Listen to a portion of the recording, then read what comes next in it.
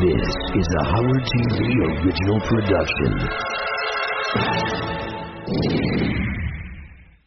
Welcome to Celebrity Superfan Roundtable with your hosts, Jeff Probst and Natalie Mays. Starring David Arquette, Jillian Barberie, Mark McGrath, and special guest Gary Bababooey Delabate. Broadcasting from Nobu Restaurant in Los Angeles. All here to discuss The Howard Stern Show. It's Celebrity Superfan Roundtable.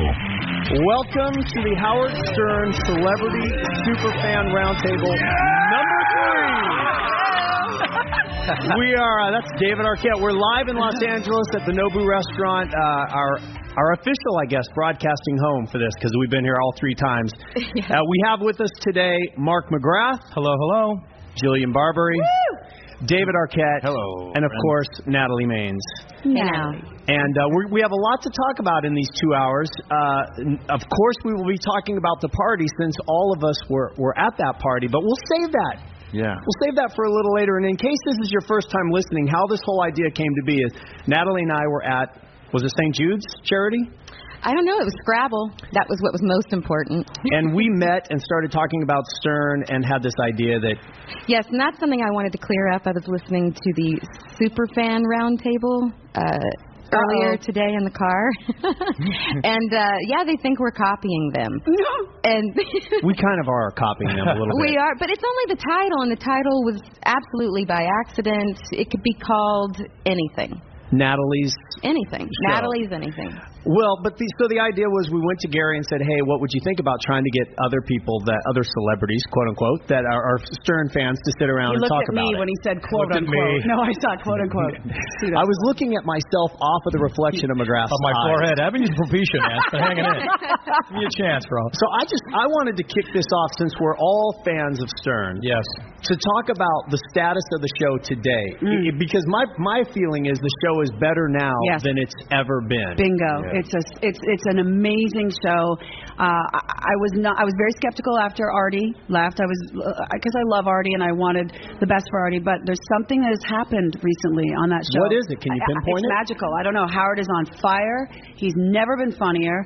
Robin is just as wacky as ever. Like now she's pretending to be normal, but still she's really crazy, and everybody knows that. But it's just such a great show. All the chemistry. Were you worried when Artie left? I miss Artie. I'm going to go on the record. I truly do. I think he's just such a unique individual. I think he's sort of the common man element that we get with the show.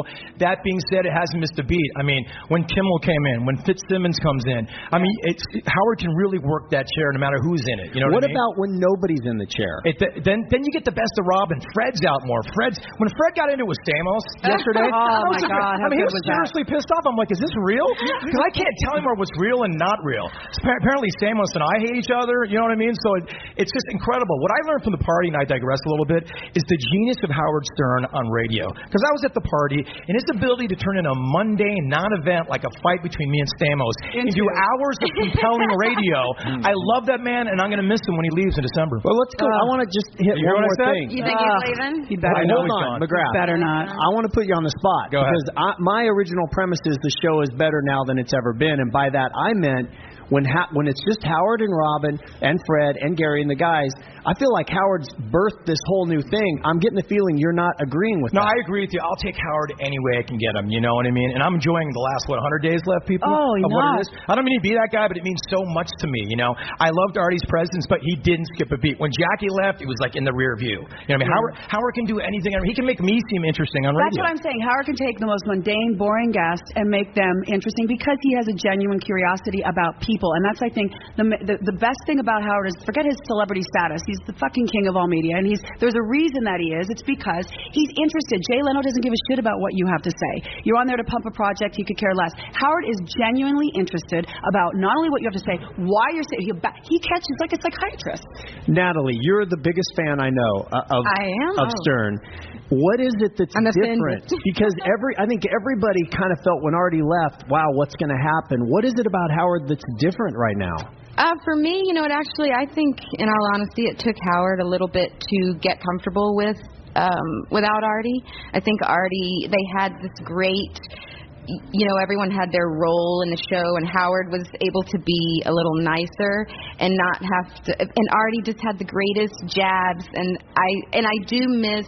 And nothing, not to take anything away from Howard, because I do feel like in the beginning when Artie wasn't there, Howard got got insecure about it and started trying a little too much, and he started going on these bizarre, pointless rants that he used to do. You mean that he was in competition? No, I felt like it wasn't a real rant. It was because he thought the fans liked some sort of friction or something. And when he does that, and I felt like it was for entertainment and sort of lost. I felt like he would try and do the angry jabs, and it made me I like nice Howard. I liked when Artie took that role, and I think it took a while for Howard to be comfortable enough to not have that and to not have to be everything. I think he feels such a loyalty and an appreciation to his fans, and he obviously overthinks everything like we do. And I think that he just was trying to be everything, and now he has gotten comfortable in this new skin that David Arquette, how is the show different now that Artie, there was pre-Artie, Artie, and post-Artie? Yeah, I don't know. The show's just always great, no matter how it comes out. There's just been a lot of fun stuff happening. Anything in particular fun for you? The fact that I got in there for the let the poison out of your system moment. That's huge. But then it was quickly followed up by Little Lupe, which I missed. When I was at home, I was like, dang, if I was only in there with Little Lupe. You were such a good intern. I was so jealous that you got to go to intern, because that was the whole premise. You didn't want to go and be interviewed. You were just a celebrity who wanted to intern as a love of the show. Yeah, I just wanted to be a fly on the wall, and it was really an amazing experience. What was his reaction when you called and said, this is my idea? I asked Howard first, and it was through text, and he's like, sure. I gave him a background. My grandfather was in radio, and so I've always had a fascination with it. Yeah, my grandfather was a character named Charlie Weaver who was on with, I think I may have said this on the show. I like that you actually explained all that. Yeah, we know. But it's kind of important, though, because, there is such a radio history to him and his father. And your expertise really did come in handy. But Dave, on the Stern Fan Network, they were like, get him his own show, make him a host. I mean, you got the ultimate compliments on Stern Fan Network. For sure. Which is notoriously not known for everything. They don't like Howard on that. You killed it on that.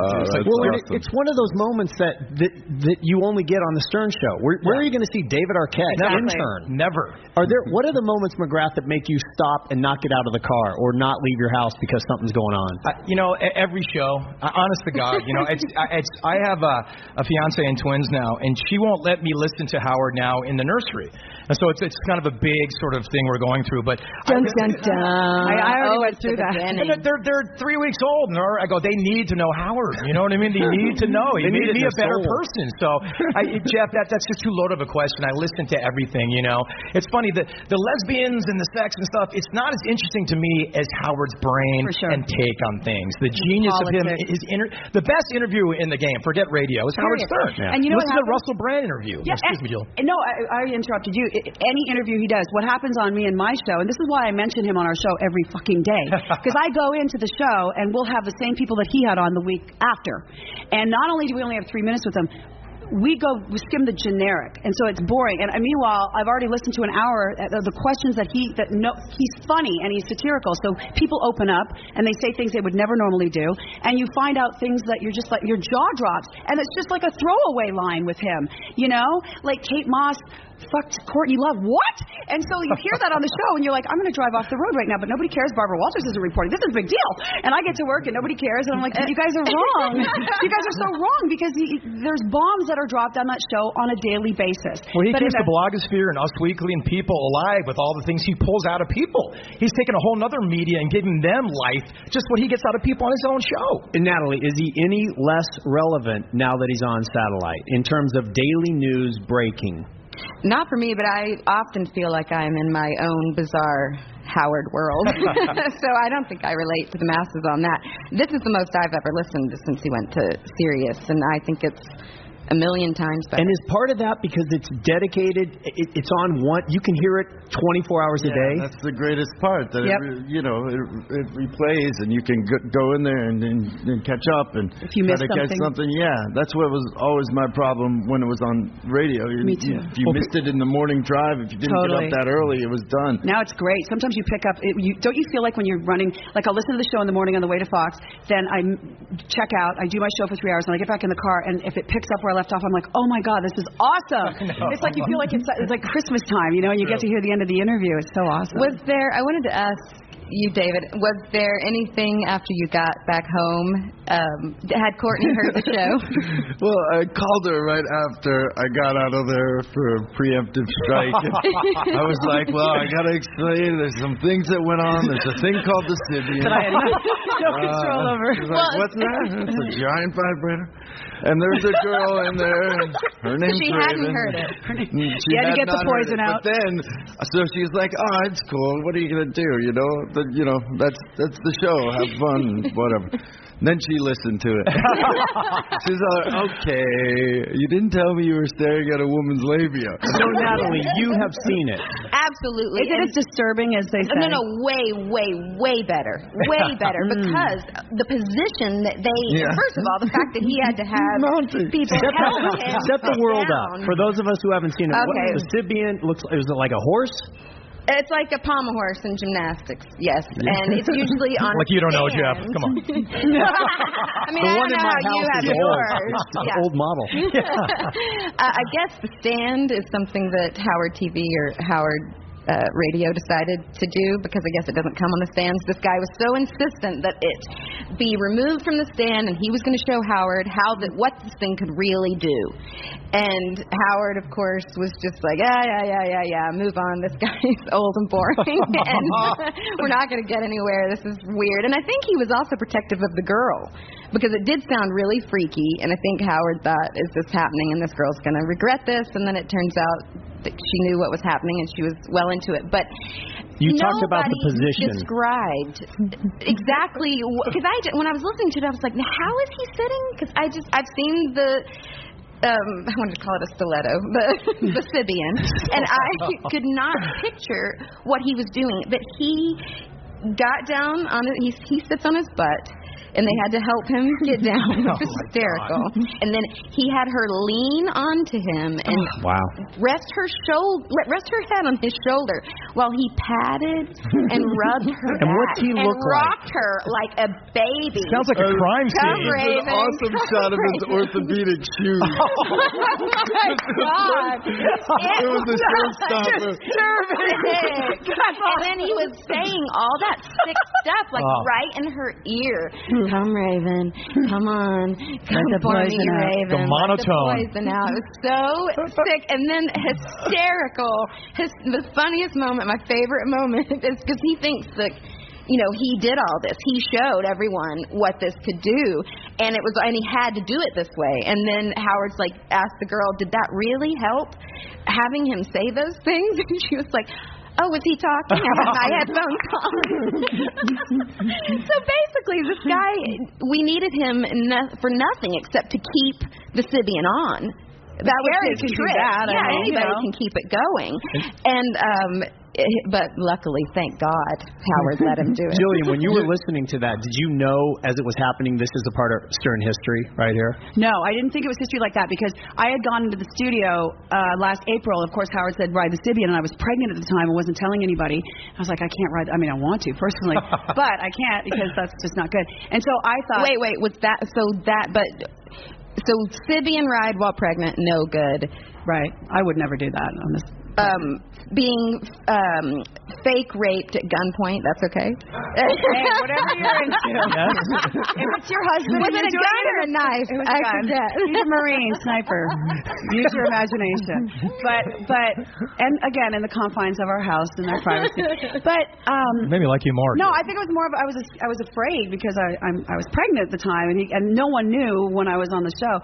But getting back to your question, Jeff, about when you come back from doing the show, my husband didn't talk to me for a day. He's like, really? Did you need to tell the gun story? That was like, because you get caught up and you're like, oh, actually, there was this one time in band camp, and you just you get comfortable, and then you go home and no one's talking to you, and you don't know why, and then you hear the repeat of the broadcast, and then you're still like, I don't think I said anything out of line.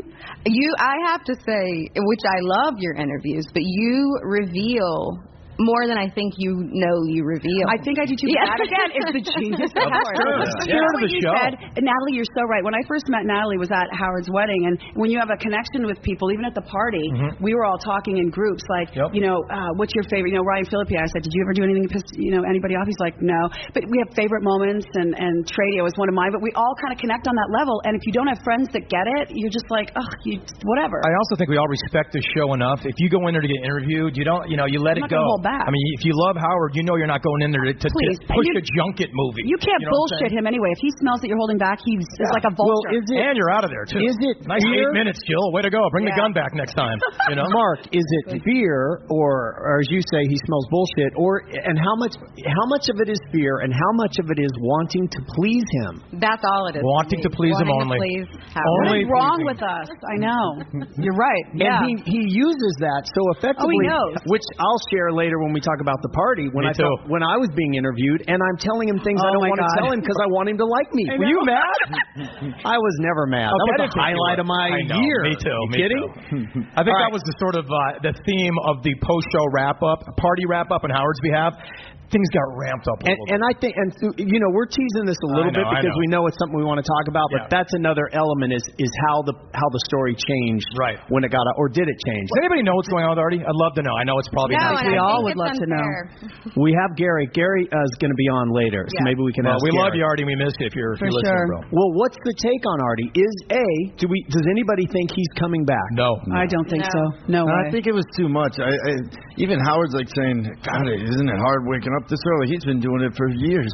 But I think it's like waking up that early, that schedule, having your life so open and just, I don't. You think that was too much for Artie? Yeah. I mean, but he did it for 8 years. Who am I? Artie, I'm sure. But whatever. Right. It's all speculation because there's been so little said, and that's so frustrating. But I remember in the very beginning when it happened and how Howard handled it. Because I remember when I heard the news, I said, "There's no fucking way that can be true. Like, how does anybody? That's unbelievable." But you guys know from like touring and going on the road a little bit. I go play county fairs and smell funnel cake for a weekend.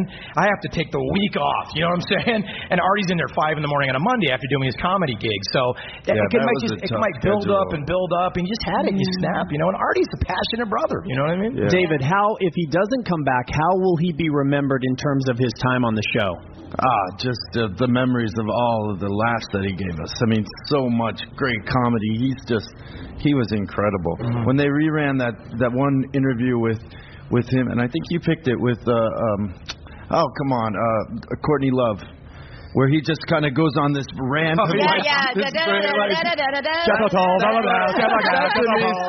fucking one of the greatest clips ever. Like, Courtney Love, Auto Diary, Kurt Cobain, all that. He started that. That was a bit for 6 months on. You know what I mean? And that's what I think. That's what I think Howard misses, because if Howard has any fret or worry that the show isn't as good as it was with Artie, then he should free himself of that. Because he's awesome, but it had to be more fun for Howard because he had someone equally as funny that he could play off of, and I would think it made his job just a little easier to not have to be the funny one. Don't you think he was a little worried about Howard's a smart guy. He's looking at Artie, he's like, you're killing yourself, bro. I'm like, we don't even know the behind the scenes conversations. I mean, Howard saw how great Artie was for the show, but when a friend of yours is hurting themselves, but I just want to help. believe their naivete.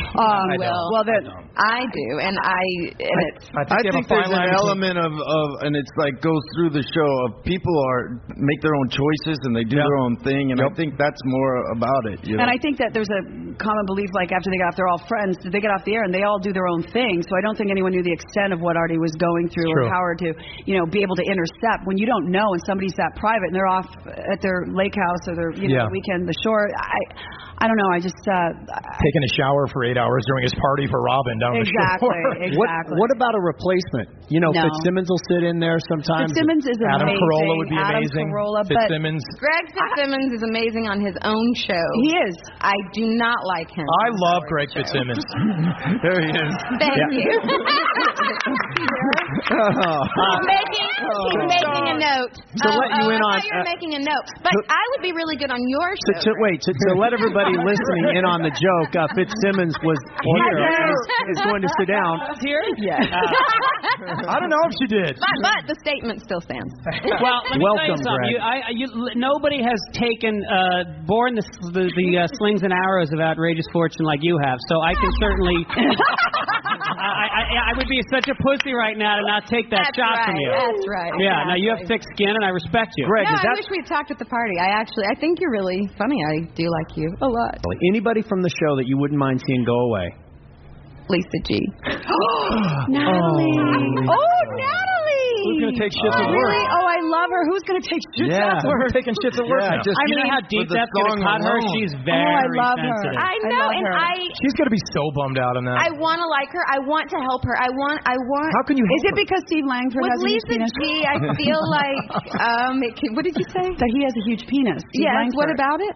Well, I love he takes shits at work and he has a huge Lisa penis. G. Well, first of all, Lisa What is G it? She makes it hard, I think, for people to like her, especially women. I'm surprised you really like her. I do. Jillian. I like really her, like too. her. Because I think she is a good person.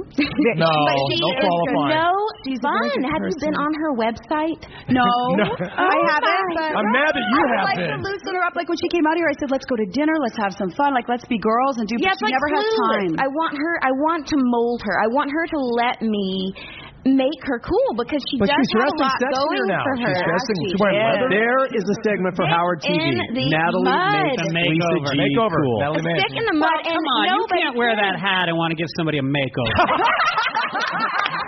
Hey, I am really good at telling other people how to be and what to do. I know. I should tell people how to style their hair.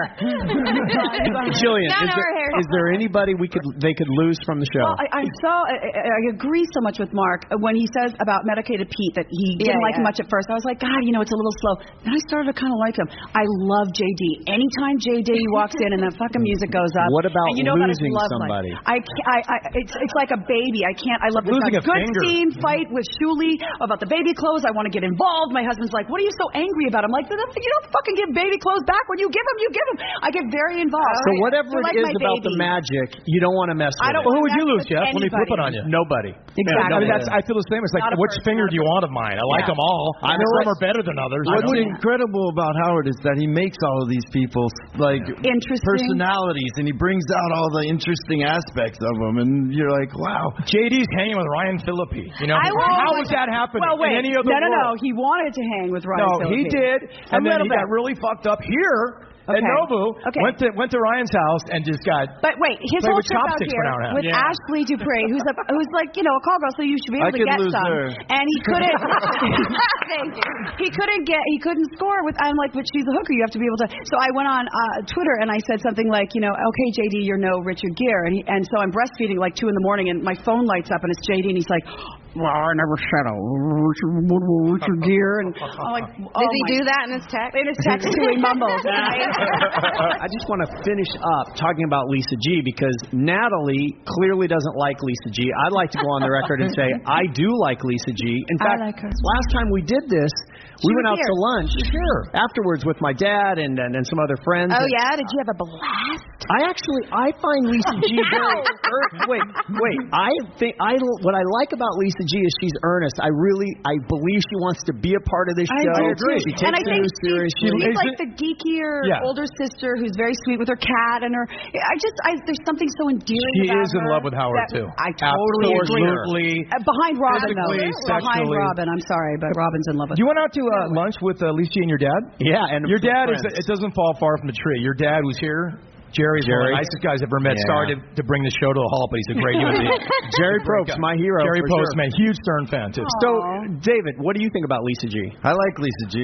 I like her. Okay, we'll see you I later. mean, me and Natalie were talking during the break. Yeah, what she were was we like, saying? you were like, well, she just got to get out there. She's got to flash it up, have a little more fun, or she's gonna end up a spinster. I think she's kind of sexy. But see, this is my problem with her. You want her to be fun, and you don't want. I don't want her to serves be a any purpose. different. She comes in and she does the news. It's like Steve Langford. I've never seen this guy out of character. Yeah, but He's always Steve like, Langford he's has got a huge story. penis. But he's There's always got a something there story. to love. Even if Really hold on to. If there's for a no long story, time. Steve Langford will find the story. You can't face Steve. Lisa will bum out in the story and be emotionally affected by it. Yeah, exactly. They both serve a purpose. Mark, have you ever thought of sleeping with Lisa G? I have. Yeah. Because she was here last Celebrity Round Fan. But you meant sleeping. No, I'm talking about making love because she had leather pants on that time. I'm like, that's kind of hot. I mean, now I see what what Ronnie's talking about. Ronnie wants to dig her out. Ronnie wants her for sure. Let's bring her into this. Lisa G is on the phone, I think. Lisa, you there? Lisa. Oh, God. Lisa G. Uh-oh. She asked us to take a shit. Take shit. Sad work. Taking a dog. she's at home, so she's Oh, and that's my other going to thing. hate if she misses this. Lisa, are you there? Yeah, I'm here. Okay. Yeah. What's up, Lisa? So you've been listening. You have 4 fans and 1 non-fan. I know. Well, here's Wait, the thing. Natalie, you clearly said it. You don't like her at all. You want to make her over. was the Saki talking. Saki talking. Here's the thing, guys. The one time I'm not out there, all the shit hits the fan. But Natalie, Yes. I'm ready for your challenge. What, you let me mold you? Whatever you need me to do, you want to be more fun, a makeover, I'm ready. I want you to be more liked by the guys. I think that's what it is. Wait a bugs minute. me. Whoa, Natalie. Yes, that is we're what the guys. bugs me. We just all 3 told you we like her. Not you guys. Not you guys. The guys at work. You mean Gary, Howard, Fred? It bugs me when girls, you notice that Howard doesn't take a lot of female calls. And I sometimes, ponder that and think, that's really one-sided. But I thought then, the majority of people that call in are men. Well, who knows? It is the boys' club. Yeah. Right. This ain't Dr. Laura, you know what I'm saying? Listen, I will say, usually when he takes a girl's call, it's like, wah, wah, wah. Unless she's a cool girl. Very rarely. And if you'll notice, the one girl that's been getting through a lot, here's the key.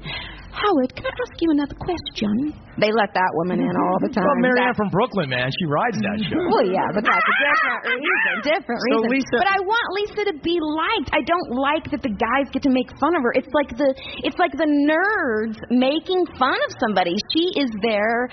I don't like that she's a lot in life on this show, though, because if you make her over, they will make fun of the fact that Lisa G had to get a makeover from Natalie Maines. It's not a physical makeover. She's beautiful. She's hot. All the guys think that. It's a learning to. It's funny that Ronnie She could use a bit of a physical doesn't. makeup. I'm just saying.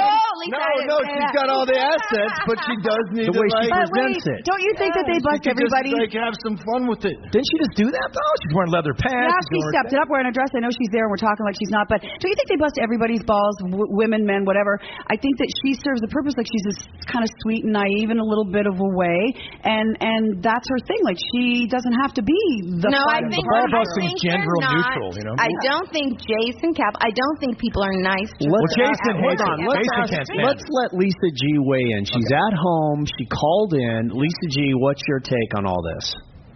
Well, I'm definitely taking in what Natalie said. I think she made some very good points. I think she feels I need to loosen up a little bit, and that's I hear that, so I'm definitely going to try. How are you going to do that? How? You know what? There are specific things, Lisa, if I may. Oh my God! First off, your website. Just take down if you take pictures off of this, I will sue you, because that is just. That is just crazy. First of all, I don't know who would want to take a picture. Second of all, on the Dixie Chicks website, I'm just saying, what are they going to use it for? They can look at her on her website. What are they going to steal? They're going to steal it and put her into some porn with their face. I just know when I go on HowardStern.com or DixieChicks.com or whoever.com, there is not a flashing thing to not steal this photo. It's a little bit of a bummer. Take as many photos as you want. Right. It's absolutely okay. So that's the kind of stuff that you just wound a little too tight. But that's what I love about her on the show. So do we have the loosest show in the world? Lisa, I don't want you to be material for the show. That bothers me. So Lisa, I want you to be. Are you open if Natalie's serious? Next time she's in New York, are you open to spending an afternoon with her and doing a little redo? I didn't say That looks like I didn't go that far. What's that, Lisa? I would love to hang with her. I think it would be a lot of fun. I'm a huge fan, and sure, I would love to. Love. If she doesn't do it, I'll do it. I'll take her out, get her hair done.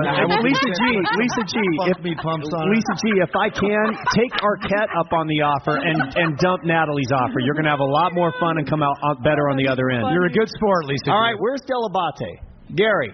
Gary. Come on in here and plop down for a minute. We have some questions for you. McKine. Where's McKine? So, Gary, of course, the longtime producer of this show, came out this time, and we want to turn the tables a little and investigate from our end questions that we have for you about how the show runs. The first one being, what are you responsible for? I'm responsible for booking the guests and sort of keeping the schedule. I tell a lot of people Howard's really the producer of the show. He decides what he wants to do.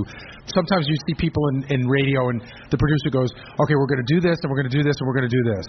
I sort of give him everything that's available, and I say, hey, we have to do this plug today. We have to give away the 7-Eleven money today. We have to do this solicit for a guy to some girl to get her father laid for Father's Day at the Bunny Ranch. And then I say, I have all this, like I go there in the morning and I go to my Gary page and I write down everything that's on it that's new for him to listen to, and then I play it for him about 5:40 in the morning. So I say, okay, you've got Sean King when she was on our show talking about it, all that stuff. I've got 2 new songs. I've got a new Tradio call, and I give him all that stuff, and then I remind him that he can, that we can get to it. I also tell him, hey, that call we played yesterday was really good. You played that at 8 o'clock, so we probably hit it at 6, or we could hit it at 9 again. So just try to keep everything sort of organized. Do you make more suggestions? Because I listened to the history of Howard Stern, and I think about you in 1991 and boy Gary and how he treats you in the 80s and how it is today. I think he's grown to really respect what your role is, because without you, my God, I mean, you hold that whole thing. You give him the content, but it's within the parameters of Howard Stern and when he gets to things. I felt like when I got to Sirius, I always said I felt like Howard made me a junior partner. Like when we got to Sirius, I was in a meeting. It was a turning point for me of my relationship with Howard. We were in a meeting with the people from Sirius, and he said, listen, guys, don't go. You got to bounce stuff off of Gary. He goes, when you're talking to Gary, you're talking to me. I was like, wow, that meant a lot to me. That was a big deal. So, just try to keep it organized. And then the guys in the office, they'll come to me. Will come to me and go, hey, I got this person that wants to come on. What do you think? And we talk about it. Well, there's been a lot of talk, obviously, about what's going to happen. Is this the end? McGrath, you feel strongly it's over. If I had Beth Stern, I'd go to the Hamptons and play Kissy Face for the rest of my life. I'm gone. Is that what you're basing But it you're on? not.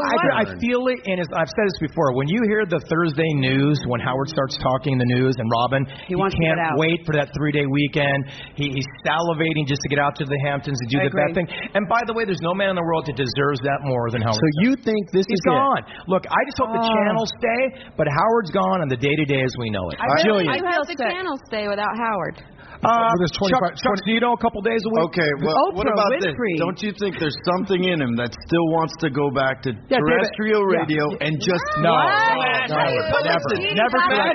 Okay, what if some company said we'll give you all of these stations across the country? Never. No, he's too how do you comfortable put with the format. Genie back in the bottle now after he's had all this freedom, after he fought those suckers the whole time to get where he's at now at Sirius and have the freedom to do exactly what he wanted to do back then, and his show hasn't changed that much by the way. There's a fact that radio is just plummeting right now. And if he could come back and then revive radio and then be there and actually own Howard Stern Network across the country. I could address that. I could tell you right now. Hold on, before you do, Jillian, what's your take? Before Gary shares what he knows, do you think Howard's done? That's what we were talking about in the break. I in my heart, I do. You do. It breaks my heart, too. Natalie, do you think he's done? I do get the feeling we're coming to the end of an era. But I also, my glimmer of hope was after the last break. It was the first time I ever heard Howard say that he at one point felt frustrated that he didn't have that outlet to say, the bunch of news had when gone Michael on Jackson or whatever. died and all that stuff happened. But really quickly, and I thought, he does kind of need this. Excuse me, Natalie. We knew 2 years in advance he was going to Sirius. When was the last time Howard Stern didn't know what he was doing 6 months ago? I got to say, when was the last time he didn't know? Great point, Mark. He's letting me know. I want to be on the record. I don't think he's done, and here's why. I think Howard is no different than Regis or Larry Simon King. Cowell. Well, I don't know about Simon Cowell, but Regis or Larry King, in that I don't know what he would do without this show. Those guys, Regis is still on the show because why do you you're say misleading me. that? I'm not saying in some capacity he won't be on the channels. You're not going to see Howard at 6 in the morning to 11:30 Monday to Thursday anymore. He might do a special once a week. And look, this is all just like me off the top of my head. No, I he's can too feel good it. an entertainer. You think He's Howard too good Stern an doesn't know what he's doing entertainer. 6 months from now? I You guys agree with don't think? Natalie. No, but He's he's too good an entertainer. He's either all in or he's all out. He's not Lifetime of going to planning, half-ass it. a lifetime of being smart. You go out on a high. You don't David trickle Arquette. out doing David one Arquette. show a I week. feel your pain too, but You trust either me, honey. end it and make people be dying Enjoy for these- you, or you do it full Enjoy out. the 96 shows that are left and take them Shut to your heart. up already. Arquette. I love the man. Arquette, let's look at a new future. And Gary, I'm sorry I'm holding you off. I just don't want you to give anything away of what you might By the way, know. Gary was winking at me the whole time I was doing that. What? I was looking at you how wrong you are. What about I'd a love to new be wrong. version? Go What ahead. about a new version of Howard where you don't get, because you have the replay now all the time? Yeah, do they have to be up at 6 That's a.m.? what I was telling him. He should make it as easy as possible for him. So say they come in at noon, or maybe he does it from his home. And Or just like, a nice little walk to the place, 12 o'clock right after lunch. He sits down, everybody's there, like a little. And I do like Howard's idea, or somebody had mentioned, I think maybe it was you, Gary, that Howard had mentioned before that he wished radio was run like television as far as you have a season. And I can see that being interesting. I know on the last show we had talked about would it matter if it was in the afternoon? Would the news already be over? And that question kind of stumped me last time, but I've given it some thought, believe it or not, in my spare time. We believe it. About Of course you Howard. have. Yeah. And I have your answer. With the internet and it doesn't news. Yeah. Doesn't matter. It's not that Robin's telling us news we don't know. Right. It's that we want to hear Howard's take on that story and that news, and that's part of Robin's brilliance. Bingo. Sometimes you wonder, why is she talking about that? That's lame. It's because she knows Howard and she knows what's going to get him to comment. So Gary, You just hit it on the head. what do you think the future is? I want to go back to David's comment about terrestrial radio, because the thing that you're forgetting is I don't think this is a money-driven thing, although I think he wants the money he wants because of, he wants to feel worth, what he feels he's worth.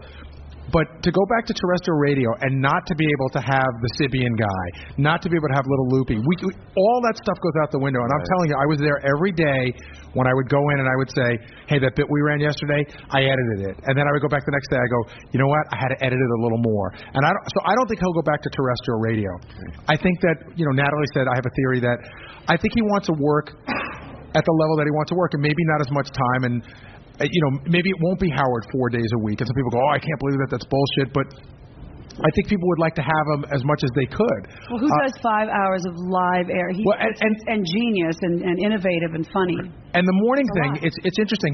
The weird thing about that is I think I could see the show starting a little later. This is all speculation. Say we started at 7 instead of 6. But I think Howard's a morning man, and there's something to getting up in the morning and to being the first one to talk about it. Like, we could talk about it at 4 in the afternoon, but then on the way in, you listen, and everyone has their opinion on it. I think Howard wants to be the first one to give his opinion on it.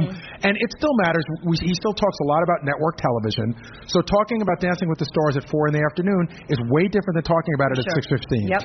So on a scale of 1 to 10, 10 being I'm so panicked I'm calling everybody, and 1 being I'm not panicked at all, how concerned are you that you may have to look for a new job? I was talking to somebody today. I think this is my 6th contract negotiation that I've seen him go through, because they usually go in 5-year increments. Is he in contract negotiation? I don't know. Gary, how aggressively are you looking for a new job? He has techno Not that fever. aggressively. You're techno Where fever. on the street hour in Hollywood is it you are? What street? Just, my loser friend. Rodeo Drive. Just trying to start it. But I think he knows what he wants to do, and I think this is a game of cat and mouse. This is my theory. So do you think that this could be sort of a ploy for Sirius, the negotiations I coming think back? he wants to stay at Sirius, and I think he wants to do it the way he wants to do it, which could be 3 days a week, starting an hour later, could be having the summers off, doing it that way. Do you think there's any possibility or any truth to what Howard said this week, that Sirius is about to make the same wrong move that terrestrial did in underestimating the power of Howard and thinking, we can do this without him? If there's no Sirius, Natalie, if you were talking to your record company and you were in negotiation and you had this unbelievable platform to talk to your people, would you? I mean, I'm not saying it's a ploy, but I'm saying, he's sort of. Sometimes I feel like he's negotiating on the radio. Yes. Well, like he definitely did that. Like he's talking to management. Absolutely. On the radio, and that of course strikes fear in the whole office. When Howard talks about the future, I will tell you that the back office comes to a halt. And everybody puts their ear to the radio because everybody is, people are starting to panic in the sense, like, I got, like, the second person that works for me, I won't say the name, hey, Gary, could we have lunch next week? And I know what they want to talk about. And I said, I don't have any answers, but I will be happy to go to lunch with you. Well, I think if Sirius thinks that all the subscribers they got... Was it Lisa G? I feel like I'm a pretty average, normal person in terms of why I joined Sirius. I joined for Stern. That's it. And if Stern left, as much as I like listening to the coffee shop for some good acoustic music, I'm canceling my subscription. But didn't Sirius do some sort of a survey where they know that most people, like Jeff, like myself, like I'm sure everybody here, joined for Howard Stern? We didn't join for the rest of it? You would think that. They but nobody knows. Nobody knows. But here's the deal. You would think that they would, start making cold calls to Sirius subscribers. But if this wasn't. But here's the deal. Imagine if Howard Stern was not at Sirius Radio. There would be no satellite radio. No one would care. There would be zero. As much as I love the Bob Dylan channel, people, there'd be no business. So don't even devalue Howard Stern's worth to that network. Right. The other thing is I think he's proven that if again we talked about this on the air a couple of weeks ago. Now more than ever, there's different ways to get content out there, and I don't think that he's really looking for that. But he did tear people away from the terrestrial radio. Yes. And listen, it was work at the beginning to hear the show. You had to go out and get it. You had to put it in your car. You had to figure out how to get it in your house. You had to buy a new car that had it. That's right. You had to get it on the computer. There's a lot to it. 5 Escalades to make it happen. Care. Well, television and radio both are transitioning now, and movies. Everything in entertainment is transitioning. And I've always looked at the show as this period here, 5, 6, 8, 10 years maybe, is that transitional period before this will be the norm. I'm not with David. I think terrestrial's done, and that this is going to become more common and more the norm, but it's like going to take some more time. Remember when HBO and those things first came out, and it's the same sort of thing. Now they've taken over.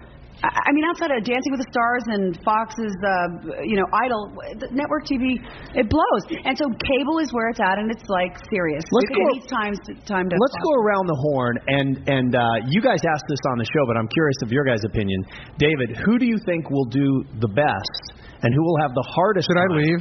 Because I want everyone to be on. No, you might want to hear this. Although Natalie will say anything. Let's start with Arquette.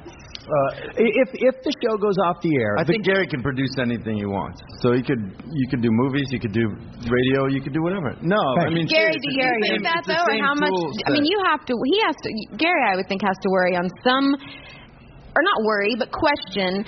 Yes, I am a great, I produce a great show, and obviously I'm part of that magic and a huge part of that. But are you worried how much of it is because it's Howard? It's Howard. I definitely have some doubts. If I pulled my resume out, it would say Howard Stern, Howard Stern, Howard Stern, Howard Stern. So lucky you, the greatest entertainer of all time. And I get that, but I think that people might say, yeah, but what else? Are you worried, Gary? I have some doubts. I mean, I think I've done a great job doing the show, but I wonder if people will go, well, that's all he's done. But Gary, I look at your role as producer. I know dumb is right, David. Because don't worry about that. Right, because forget being a good producer and doing one of the greatest shows on television or on radio and on Howard TV. You dealing with Howard as a boss, and I only know him as one, I completely revere, and I think he's incredible, but I think there's a side of him that's so probably controlling and hard to deal with that any job you go to after this might be a cakewalk. I don't know. I'm guessing that because you haven't been out there as much, but all of us are in this industry. I would, if I were putting a show together and you were available, I would. There's a heart and soul to the Howard Stern show, and it's delivered by Gary Dell'Abate, and he hasn't been there for 25 some odd years for nothing. For nothing, And it's live. Fred's gonna be fine, but Gary Dell'Abate, you'd be lucky to have you on any team. He could be starting point guard for the Lakers. Who won't do well from the group?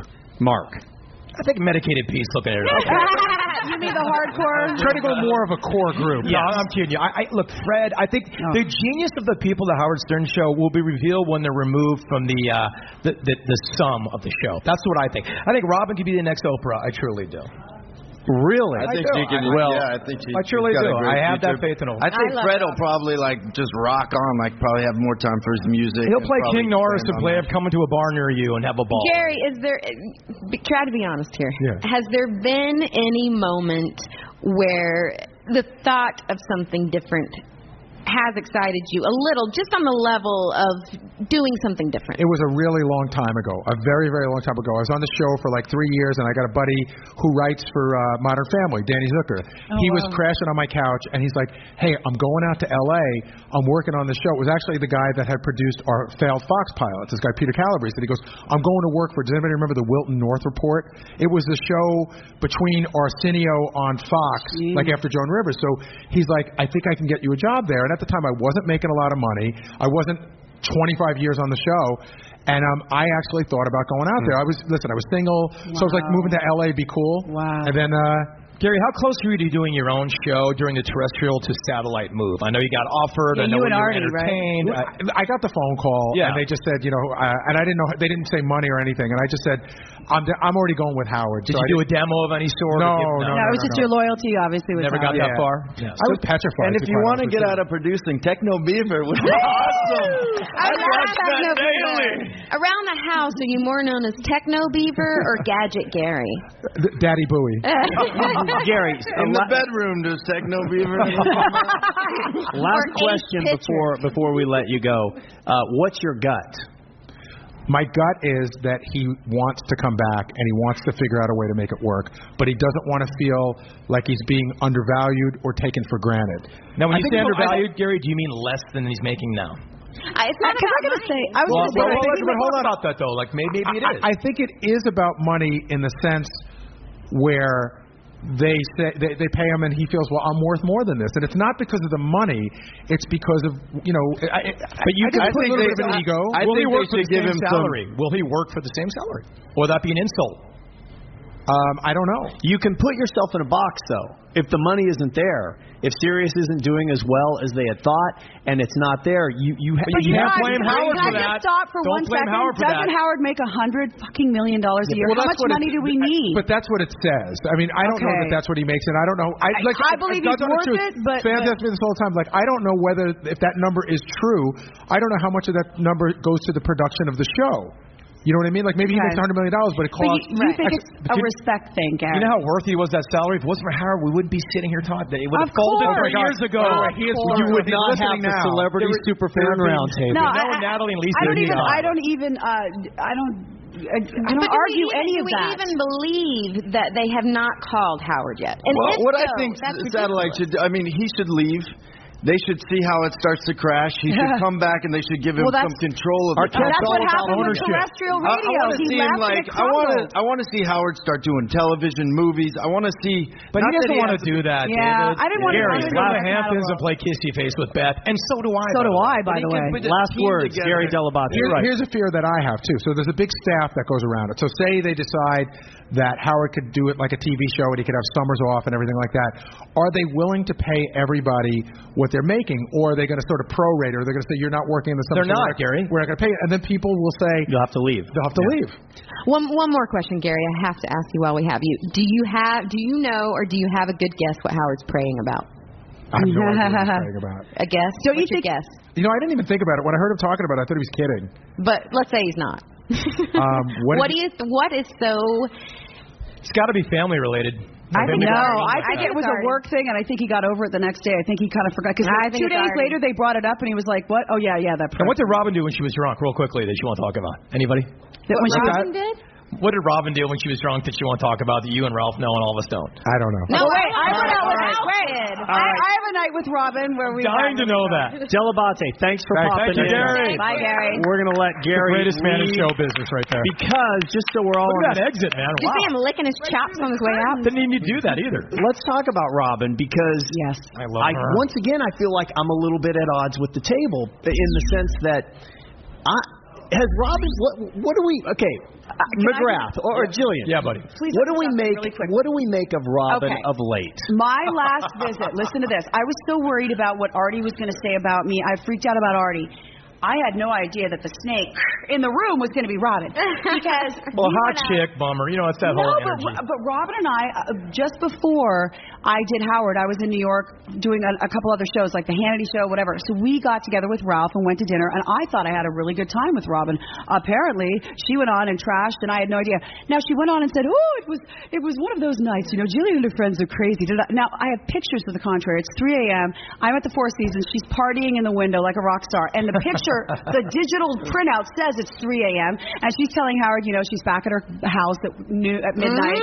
So I'm like, what's that about? Then I heard her this week talking about Ross Zapin being out with his wife, and Howard says, well, I heard that you got in at 5. She goes, oh, no, I didn't. So she tries to portray this image that she's this whole clean food freak, and she doesn't party, and she doesn't, and meanwhile, I think she kind of parties like a rock star, but doesn't want them to know I about think she just doesn't want Howard 100 News to know. I believe that. Natalie is part of it, but I also think that she's got a side of her that's won't let go and just have fun. And so, absolutely, that's what I love about Robin. Howard but Lisa G has the same thing, but you don't. No. Oh my God! At Howard's wedding, Robin was tearing up the dance floor. She was. I, as a woman, admire Robin because she's independent and she looks truly. Is Robin getting full of herself right now? Yes. No. Yes. The whole charity explosion lately. Like, I love Robin. I think she's lonely. I do too. You know, I think she's at this point in her life. She's like looking around. I got 55 cars, 30 that Howard gave me, beautiful. Robin is more genuine. I got 72 cats. Yes. You know, I'm like, how can I help the kids in Guatemala and pick McDonald's? You know what I'm saying? I kind of. I love Robin. No, let me tell you what the real answer is. Let me tell you the truth. Okay. Okay, because you have one. And I love Robin. Let me qualify that. I love that woman. Tell us your take. Okay, go ahead. What do you think about Robin? Your take first. I love Robin. I think she's going to be awesome. You don't notice any difference in Robin in the last few months? I see it. You know, I definitely see her sort of transitioning to what's next. But what do you mean, David? What do you mean? Because she's been with the Howard Stern Show for years. There's a stigma attached, even though it's not always correct. So you think as it nears the end, she's trying to show her charitable side? Well, I think she's just trying to be more of herself, like who she really is. I dig it. I think she has evolved. I think. Oh yes. How she used to be. When she doesn't get defensive near as much anymore. Really? Very true. Oh, no, I agree with Natalie. Listen, back to old shows. If you said one thing, you couldn't say anything to Robin. They were afraid of her. They were afraid of her. Like Tracy. It was walking on eggshells around Robin. Now she can really laugh at herself. There's a couple of instances where she can't. But to me, first of all, I agree with everything she says about her eating, and I wish I could be like her. I absolutely believe that our government is poisoning us. And when I hear all the guys just saying, oh, Robin this, Robin that, it really feels like it's just because she's a girl. But Natalie, the 9/11 assertion that, like, boy, 35 years ago I started to change my diet. I think it's a direct correlation. Call me an asshole, an idiot. It's been said many times. But when those roasts went down, she got really hit in that penalty box really hard. Yeah, well, she was not prepared for what was being delivered to her. Now, I know it's not really sort of maybe PC to say that, but that was the sea change where Robin said, I got to change myself. And to her credit, she did like angry. Yeah, no, she made that it a was lifestyle. That was the real Does anybody disagree? Nope. She got really hurt by those roasts. Yeah.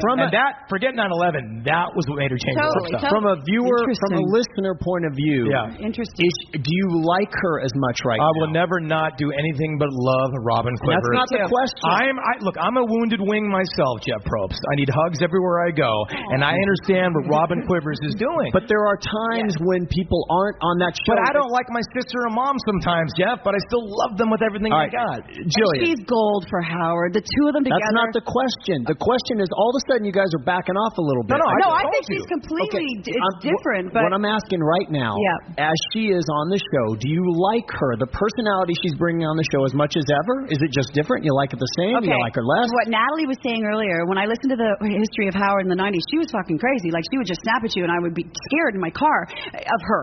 And she was, on another coast. But she's now more well-rounded, and she's a different person for sure. But getting back to her and Howard, they are gold. They're magical, and you can't.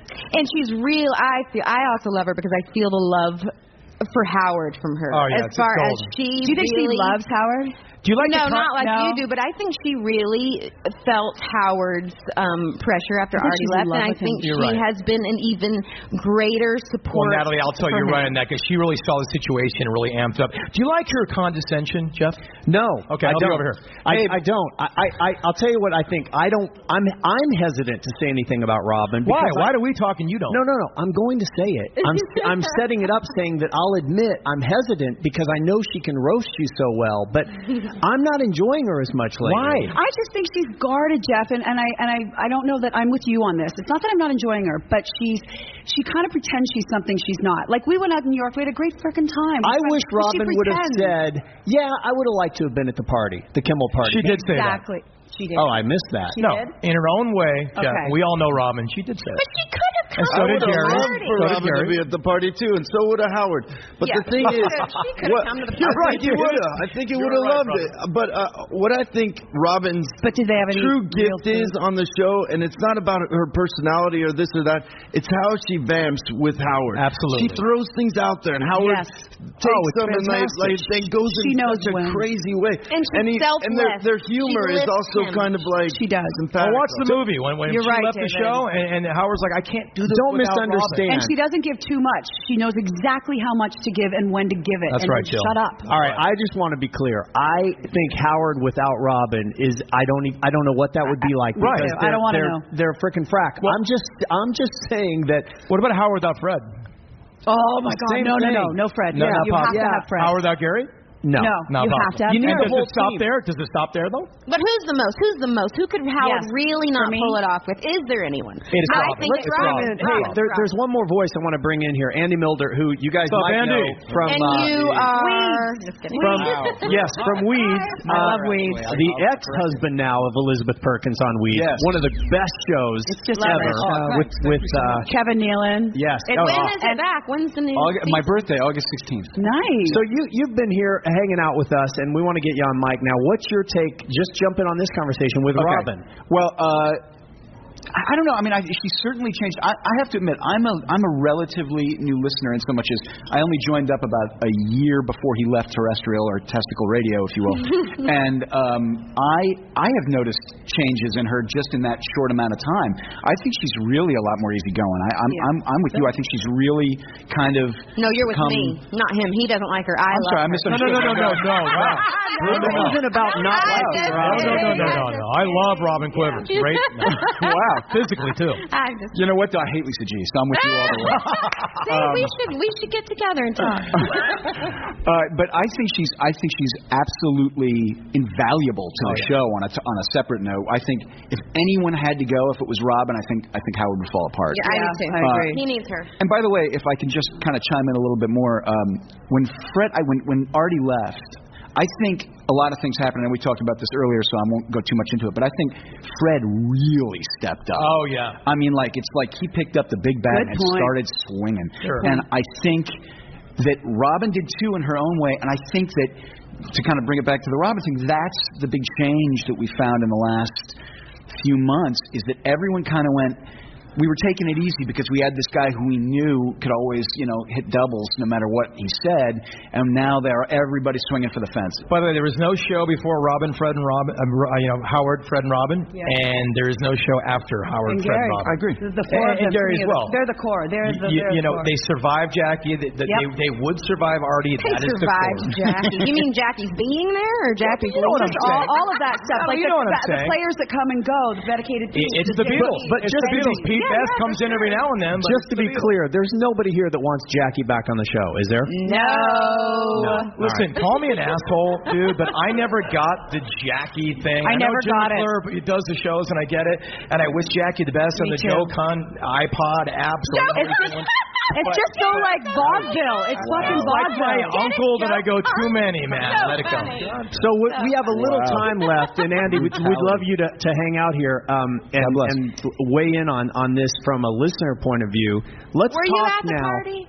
No, I got to be honest. I'm flattered to be here because it's Celebrity Superfan Roundtable, and it's not like guy you might recognize kind of in a grocery store Superfan Roundtable. So thanks for having me. Welcome to my world, bro. Yeah, I was going to say I'm in the same. If Kathy Griffin's D-list, what am I doing? You know what I'm saying? Come on.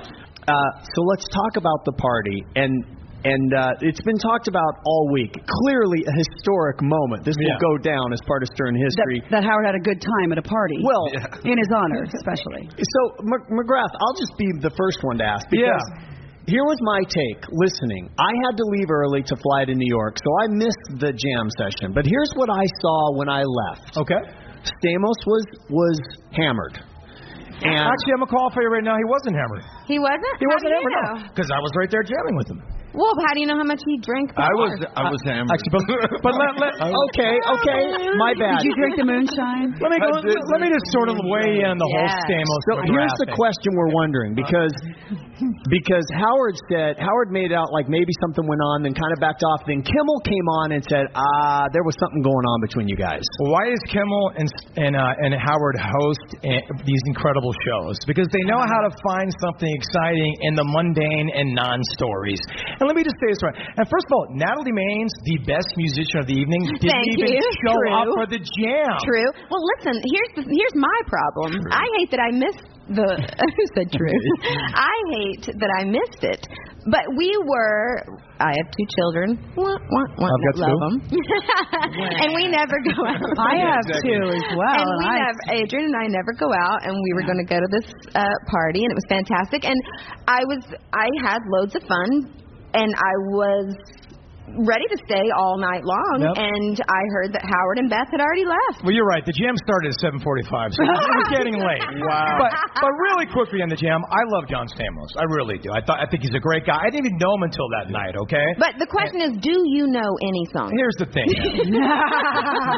If you're looking at Mark McGrath to be the Paul Schaefer for the All-Star Jam of the evening, you're shooting your aim way too high, okay? Here's the thing. We walk into the room. Okay, David Arquette is on a trumpet.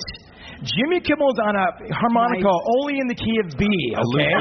Stamos is on drum. With olive oil. Yeah. Howard's on a guitar that's up to his shoulders that he's playing. There's no PA. I go, okay, let me see what's going on. John Stamos, to his credit, is an excellent musician. He's been touring with the Beach Boys for 22 years. He misinterpreted the spirit of that jam. Yeah. By the way, great jam. So if you look, my thing is punk rock background. I'll play any Pistols, Stiff Little Fingers, Clash song you know. Stamos knows any Grateful Dead, B.B. King jam you know. So right now, Clash Styles. That being said, the last person I was concerned with having a good time in that jam was John Stamos.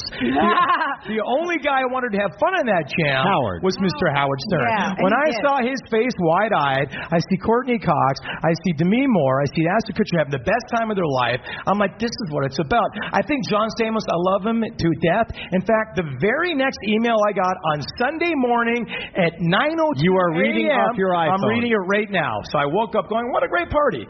First thing I got from Stamos, hey kid, who calls the guy kid by the way? Hey kid, so happy to hang with you, buddy, ... Party next Saturday. You must come. I promise great jam. 3 p.m. it's on. Let me know if you can make it. Good people, great jam. XOXOXO Stamos. And you fell for that kiss ass message. Well, I'm going tomorrow, Natalie. I'm going tomorrow. But here's the thing. Was John Stamos so elated and happy with the jam? Absolutely fucking not. But if he didn't get the spirit of that jam, when I saw David Arquette walk in with the trumpet, I'm like, it's on. And by the way, I played drums for 3/4 of that. I don't play drums. And when Johnny Knoxville walked in with a jug of fucking moonshine and the sticky icky was in the air, no one was looking at this like some kind of Ringo Starr All-Star Jam except Stamos. Yeah, don't get me wrong. Stamos is definitely the fuddy-duddy in this whole story. I blame you not for not knowing. No, but he got a bad rap all week. And by the way, he never said any shit to me. He was grumpy from the moment I walked into the party. And it wasn't about the music. For John, it was about he walked into Jimmy Kimmel's house, and the first thing he says, and he says it in front of Jimmy Howard. And first of all, I walked into Jimmy's house. I was like, holy fuck, one day if I work hard Such a beautiful house. Oh my God. It's like a hotel you'd go to in Miami. Yeah. But John looked at it and he said, yeah, I had this house when I was 18. I was like, oh my God. What kind of guy brings a bag of T-shirts to the party? John. Maybe he's an angry drunk. But no, it's not even the angry drunk. Everybody wants to be best friends with. Howard is the quarterback, and they're all the 16-year-old girls that want Howard's attention. But again, it was the genius concern because there was zero. I mean, look, John Stamos probably talked to me behind my back to everybody at the party, and I'm used to it my whole life, so I think everybody likes me anyway. But when I heard on Monday morning that wow, McGrath and Stamos were coming to blows, it was it blew my own mind because this email said, "Dude, will you please come jam with me?" So I think the root of it was I did not receive that email, and the trumpet may have been that might have thrown him a little. But David, how much fun was that jam? How much fun was that jam? No one knew anything. The fact was we got through a song or two. That's what made me so happy. You guys were like the losers. Stamos is back there thinking we're playing Rush jams and stuff. If I'm not mistaken, because I'm the only guy who wasn't there. If I could summarize this, you're saying John Stamos, great guy if he weren't such an asshole. Is that no, I think John Stamos is awesome. He was awesome. He wasn't even grumpy that night. He wasn't grumpy. He was just all right, David. No, as the guy who was arguably the guy who received the most bullshit from Stamos, which I didn't. This email shows I didn't. He was really fun and good. We got through a few fucking awesome songs. Yeah. He was in a grumpy mood. Is that Fitzsimmons? No, I just want to say I was Fitzsimmons joining us right now. Fitzsimmons. Well, I was standing there, and Stamos was on the drums, and Mark McGrath, the bass player, is really the guy that holds the band together. No offense to the trumpet, but he point taken right there. So he's holding it together, and then all of a sudden I see Stamos look at him like, I don't know if you remember in Live Aid, Roger Daltrey forgot when to come in during Teenage Wasteland, and Pete Townsend rolled his eyes and shook his head to the whole crowd. That's what he was doing to you. And But Fitzsimmons, I'm like, what part of I'm in Sugar Ray don't you fucking understand? I fucking love Sugar Ray. I'm sick of you putting it down. Look at it. By the way, who's written more #1 songs, me or John Stamos? John Stamos. Sorry. Me or Natalie May? Oh, Natalie May. Well, wait, hold on. Let's back up to something that Jillian said, which is I was nowhere near the microphone. Howard hassled me in the beginning of the night. I said, I am not going near that microphone. No. Getting around the. I heard you couldn't even make it to the mic. I could have. Yeah, what happened to you, Jillian? Hold on. Before we put this to rest, going back to something you said, you said that you think the core of this is not about whether it was a good jam or not, that he was grumpy, that Stamos was grumpy because there's a competition for Howard's friendship. Oh my God. Yes, and yes. And it goes from, I don't think Jimmy's in the competition. I think Jimmy just has the respect of friendship. He gets to travel with Howard. They go away, and he's on a level like Howard, and Howard respects him. Then you've got Ralph, and you've got John Stamos. They are like the 16-year-old girls that want the quarterback's attention. And so when the quarterback pays attention to the other tight end on the team, who's equivalently like a star player, like Jimmy, then it became like this sort of, and I think that's what that was about for John. I've never hung out with Howard Stern like that, so I was going for mine, man. I'm like, I can't believe it. One of my heroes, I'm sitting there jamming Louie Louie. And by the way, Louie Louie to me that night was Sgt. Pepper's. You know what I'm saying? It was like, look, I'm staring at, everybody listening who's a fan of Howard Stern, I was there with Howard jamming, and it was the most amazing thing in my life. And you were teaching her, but during Louie Louie, I came over and I go, what are the chords? Well, I don't want to brag, but A-D-E, yeah. But I mean, you hummed them and you showed me the rhythm, and then I realized, John Stamos, I don't know if you guys got this, but Jimmy Kimmel sent photos of the night out, and which was really nice of him, and you didn't get them. To his friends. They were nice. You were in a couple. But there was, every shot of John Stamos, he's 2 feet behind Howard and staring at him. It was kind of like, seriously. I think Jillian's onto something because I mean, it was like he was it was like one of the twins from Full House. He couldn't take his eyes off him. Stamos and I are not necessarily friends, but we're friendly, and we work out at the same gym, so I see him a couple times a week. It's kind of hot. And he said something right before the party, a few days before. He said, well, Howard Kimmel's having this party for Howard. And I said, as excited as I could be, because for me to get invited to this is the highlight probably of the decade. So I say, with all sincerity, I go, I know I got invited. And without missing a beat, Stamos says, God, how many people are coming to this night? And I said, I know I'm lowering the curve here a little bit. No, and I think that's what pissed him off a little bit. He was running around at first, and Natalie, I saw John, and I've done charity functions with him, and I love John. I saw a different side to him. I got there and I said, "Oh, there's the room with all the instruments," and we went in to check it out. And I was like, "Oh, look at this one!" And he was very serious. He was like, right away, "That's not lined up over there properly," and he was like going around and doing the measurements. And he's like, "McGrath, get up here!" Yeah, and I was like, "Oh." But Stamos hates me so bad. Why would he invite me tomorrow to jam with the Beach Boys and Bob Saget? Don't be jealous. He feels guilty, and he knows because he knows he looked like an absolute he might have had a rough night in everyone's mind. But he's been killed so bad this week. In his defense, John Stamos is a lovely guy. And by the way, the guy he hates the most is me. Saying this. And he's a good musician. You cannot back up Mike Love, who's a notorious. See, he doesn't hate you, but here's what really hurts him. We're hearing Howard Stern say, that Mark McGrath man, he just hopped up there and he said, fuck it, he had a great time, and that's what I'm all about. And I can see John at home going, boing! He missed the spirit. When you see a jug of moonshine and Sticky Icky going over the air, it's like, how are you going to look at this as some Ringo Starr all-star jam? No, he took it way too seriously. He was a curmudgeon from the moment I walked in. He was so jealous of the entire thing, and he thinks he's better than everyone that listens to Howard. Arquette, what do you think, dude? I heard he's dating Lisa G now, Natalie. He has a 25-year He's dating Lisa G now. All right, so Stamos has got a fork in it. Let's go to the next caller. God, McGrath, you've clearly been drinking. The next Stamos is on the line. No, let's go to the next topic of the night, which I know Natalie wants to weigh in on, which is Jillian. You had a lot of fun at the party, as is being reported. Was Ralph there?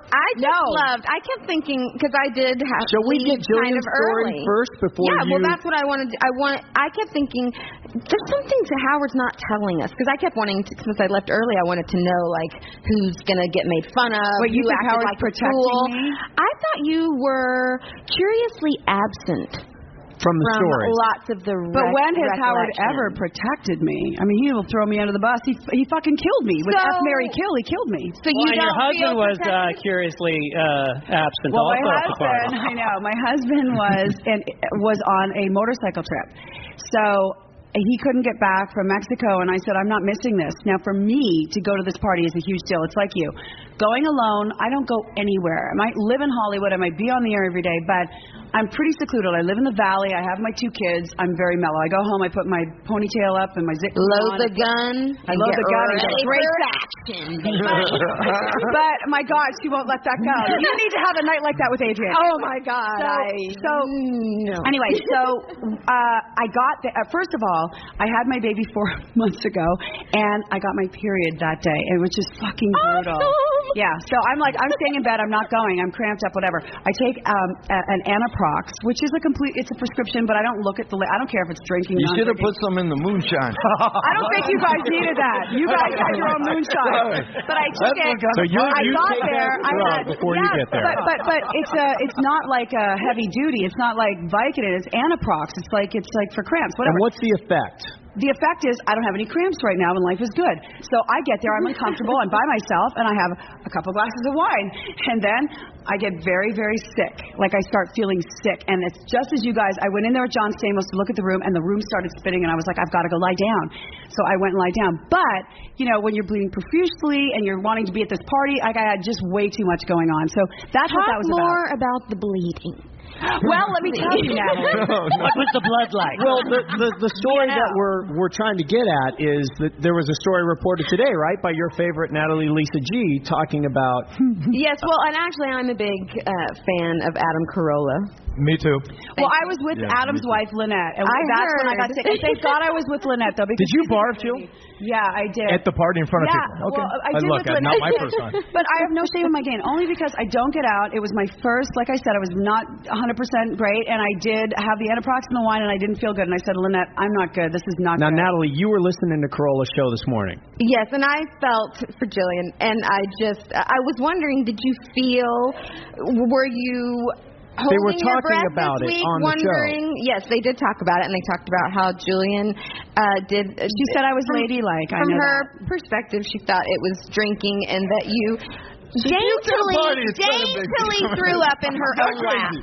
But one thing I'd like to share with the fans out there, that's a nice move on Jimmy's part, is he had a Dyson hand dryer. He had a hand dryer in his little bathroom there. I thought that was kind of something. Well, I did feel like a little like Goldilocks afterwards, looking for Jimmy's bathroom. So I just wanted to lie down and make it go away. I said, "Here I am at the greatest fucking entertainer of all time's party, and I'm not feeling great." And it was. I mean, I'm not going to sit and defend myself. I probably should not have had wine. Wait, did you really vomit in your lap? I heard it was Lynette's It was lap. ladylike. No, I just did not. I felt that the room was spinning, and I just knew, and I had to lie down, and it wasn't good. But it wasn't because I was completely intoxicated. I didn't have any moonshine. But it was my first night out since the babies, and I probably shouldn't. Andy, who had moonshine at that party? I did Who not. had moonshine? I did. I had some. Jeff, did you? Did it fuck you up I did at all, not. David? It came out after I left. It was next level. But you got wasted, but not sick wasted or anything. No, like drug wasted. like you it was acid wasted. Yeah, it was beyond. The funny thing Howard drank it was saying the N-word during the party. Andy, were you listening this week to the show? Absolutely, Okay, so now hearing this and listening to it on the air, did you get any sense that this was uncomfortable for Howard? Because it put him in a really unusual position, which is he's hanging out with a lot of people that he's friendly with, and now he has to come back. And it didn't seem like he felt as comfortable. No, it totally didn't. I really did feel like he was holding back more than normal, and I wanted to hear a little more about what happened at the party, and I really kind of was like, God damn, it's like that thing that happened with Robin that she absolutely won't talk about. Right. And I felt the same way. It's like, fuck you, this whole show's about honesty. So Bring was it out, anyone man. there Tell me for more the about whole the night? party. I was. Was there What else you want to hear? But was there something that Howard left out? No, I don't think so. David, you were there. Well, more than what Howard left out, it's the tone. Robin was picking up on it and was kind of hitting on it, which is he was more guarded this week, and it seemed to me like he might have been protecting Stamos a little bit. You know why he was? Well, to me more, because she goes, well, what does she really look like in person? And Howard's like, she's hot, and she's like, oh, well, of course you're going to say that. David, did you pick up on that? Yeah. Yeah, well, Courtney came up to him and was like, "Hey, I heard you wanted to stick your finger up my ass." She did not. Yeah. Great icebreaker. Great icebreaker. And then, God bless her. Wait, how did you feel when he said that she looked totally he got hot? embarrassed, and she said, "No, that's cool. Beth, is it cool?" And so he stuck his finger up his tongue up her ass. Yeah, it was awesome. Wait, when it was he a great said that party. Courtney was totally hot when she was on the drums, and Howard said, I have to admit, like when Courtney got on the drums, and she goes, that was so hot. No, but you know what he said? The one thing I thought he wouldn't was that, and no offense, she's your wife. There was an upskirt shot, and she sat down, and I was looking at it, and I'm like, I'm staring at the kind of party it was, kids. I mean, you better leave. Fucking shit at home. Let's have a party. I think, Greg, you said it best in your show, dude. It's like everybody left their pretense at the door. I don't think Howard's ever had more fun here in Los Angeles. You know, I don't care who you were, where you're from, what genre. He said of no entertainment. assholes at the party. It's like when you were in that little room, you were in a fucking weirdo little nest of fun, and just only got maybe Stamos wasn't there, but all of us were all there. You know, we all got it. We're like, we're gonna protect this with everything we got. But as a listener, we're gonna remember this for the rest of our lives. Yeah, Mark, as a listener, it was clear to me that he had a freaking. This is one of the best experiences I've ever had in LA. Mark, Andy, we were there, and that's the truth. Mark, did you notice listening on the air this week or did you feel that it was more uncomfortable for him? He couldn't do this all the time. I thought he was really comfortable, strictly from being there and playing with them, man. He was smiling the whole time. His bangs were in his face. He was on the drums. He was on the keyboards. The only guy that got real salty was Stamos. Like, no, I'm talking about. Yeah, he's had a rough time throughout the years. He's always put spoke his mind and talked truth about people, so it's hard for him to go out in Hollywood and do all that. Yeah. But he had a good time, and he could talk, more candid if he wanted to. But he's just trying to And he was honestly humbled, I think, by the turnout. I think that was genuine. The people that love him, You're right. the whole trip. So he felt comfortable. Right. Howard, thank you very much. Love you, Howard. Love you, Howard. Celebrity Superfan Roundtable number 3 on Howard 101.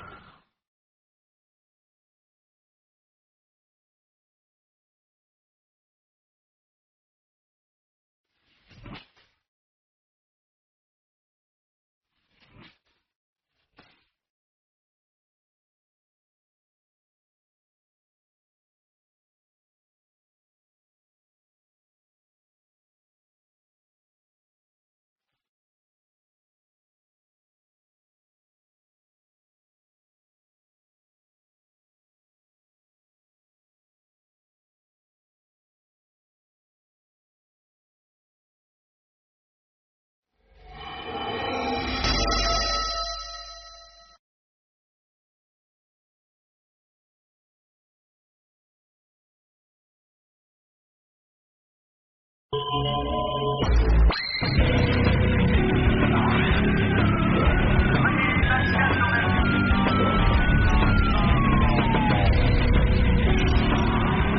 what's that? There's somebody on the phone that wants to talk to you on line 19. Somebody who's like a little irritated with you. Oh, who's this? Well, pick it up. You'll see. I don't like to be surprised. You'll like this. Hello, irritated person. Hello, irritated person. Hello? Who's that, my dad? No. Howard, I'm not your father, but I'm a big fan, whether you know it or not. But I'm kind of straightening my life out here between John Stamos, who I love. Oh, Don Rickles. Is this Don? Oh my God! Oh, lousy party! God bless you, happy birthday! But I'm not down to the point where I have a nervous breakdown and throw myself on the floor because I'm not at your party. I mean, I got a life. John Stamos comes in there and he snapped John, and I love him. Yeah. And then Jimmy says I can't climb the stairs, and then you say who needs the party? Maybe they're having cocaine, maybe Rickles don't belong. I got a life. Don. I respect you, but give me a break. I'm an old Jew trying to stay alive, and you're trying to wipe me out with this lousy party. Mr. Rickles. Put my name on the standby list when you're not such a big hit. Hey, Mr. Rickles. What is it, sir? Let me just explain myself. First of all, let me just say he sounds pretty chipper to me. He is chipper. Listen, Mr. Rickles, I came out to L.A. Jimmy Kimmel threw a party for me. Yeah. Stamos walked in, and he said to me, oh, my God, you didn't invite Don Rickles. He wanted to come to the party. I mean, was any of that true? Did you really want to come to the party? No. I said to Jimmy, he said to me, listen, John said to me, listen, Don, let me go with you in the car. You and Barbara and we'll go to Jimmy's party. I said I wasn't invited. Right. Well, the man snapped right in front of me. He said, you got to be kidding, Don. You weren't invited? I said, I'll get over it, John. Yeah, the reason... Let me finish, Howard. Go ahead. I'm talking. Sorry. It's not nice when you butt in. So I said, Howard, I respect Howard. I'm a big fan. He doesn't know that. But I listen to all this Hazarite that he does, and I enjoy it. I said, but gee whiz, don't make me have it. I became a cripple, spitting up on the floor, and I had to put a straitjacket on me because I wasn't at the party. Yeah, listen. The way he had it, you were very hurt. Yeah, I knew that was not true because I said, first of all, it never would even occur to me that Don Rickles would want to come to this party. Oh, maybe he would want to come to the party. I sure did. I would have loved it. And you know what? You said the right thing on the air the other day. You said if Rickles, somebody should have told him what the party was all about, and then it was up his choice if he wanted to come. And I said, gee, no matter what, I would have said okay. I mean, I don't sit at the party and wet myself and dribble all over me. Listen, you know. I'm 105, you know. I've told this to you. I mean, you're my hero. You're one of my inspirations. Well, thank you.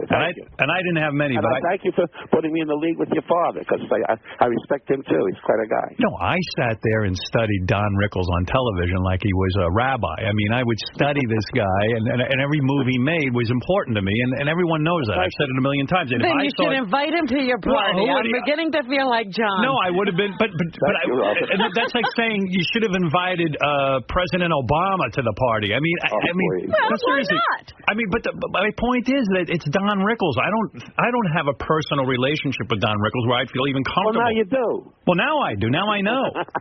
now I'm not going to leave you alone. I don't know what Jimmy's problem was. Jimmy knows Don. Yeah, but Jimmy, I don't know. Jimmy. And I'm on with Jimmy. I'm going to take care of Jimmy. All right.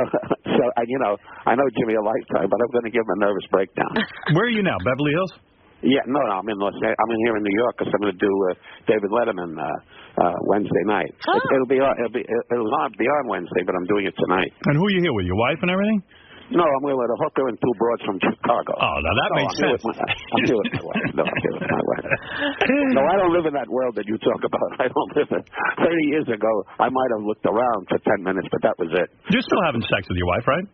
What? Are you going to go into that? Yeah. No, I pop a monkey every night. No, but seriously, you're still getting it up, right? Huh? What? You still get aroused. Well, how do you do? What do you mean, how do I do? Well, I want to know if you're so inquisitive about me. How do you do? Do you circle the bed and get an estimate, or do you just jump right in? I jump right in. You too, right? That's it. All right. Listen, Mr. Rickles, let me say, first of all, I apologize you weren't at this party. From now on, whenever I have a party, you'll be getting an invitation. Okay. I'm not kidding with you. I'm not kidding with you. You're going to be invited to everything. You're going to think I'm stalking you. You're going to have to call the police. Get a restraining order on invitation. Hey, this Toy Story. You can't get a break. That's right. I just wanted to straighten John out so everybody didn't think I was having a breakdown. Right. Because I wasn't at the Well, he created the whole thing. He created the thing. You never in other words, let me just get it straight, set the record straight. You never walked up to John Stamos and said, "Hey, John, I hear there's a big party going on and I'm not invited." No. I didn't say that. You didn't say that. You didn't even know about the party. Well, I had heard rumors about you having a party. I must say that. I didn't know who, because of Kimmel. I heard that he said something about a party. And I said, really? And I said to John, there's some sort of party. And he said, yeah, well, I'll pick you up, and you'll pick me up, and we'll go together. That's when he ran off a cliff. You know what's funny with you? I wonder how you would have functioned at that party. First of all, I mean, I picture you would have sat at the party, and everybody would have had to come up to you. The party would have been more about you than me. Maybe it was better you weren't there. Okay. You were thinking you'd be overshadowed? Yeah, maybe Don would have overshadowed me.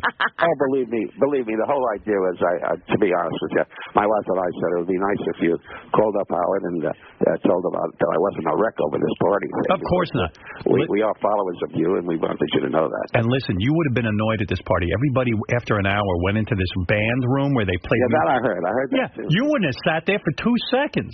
No. And I heard John was upset that they couldn't play the instruments or something. Yeah, I mean, come on. What do you want from me? You know what? I know something about you because Johnny Carson used to go to his parties. I was afraid you'd get there and start making out with Demi Moore, and you would ruin all the marriages. That's what I think would have happened. You are an old horny Jew. You got to pull yourself together. You're not kidding.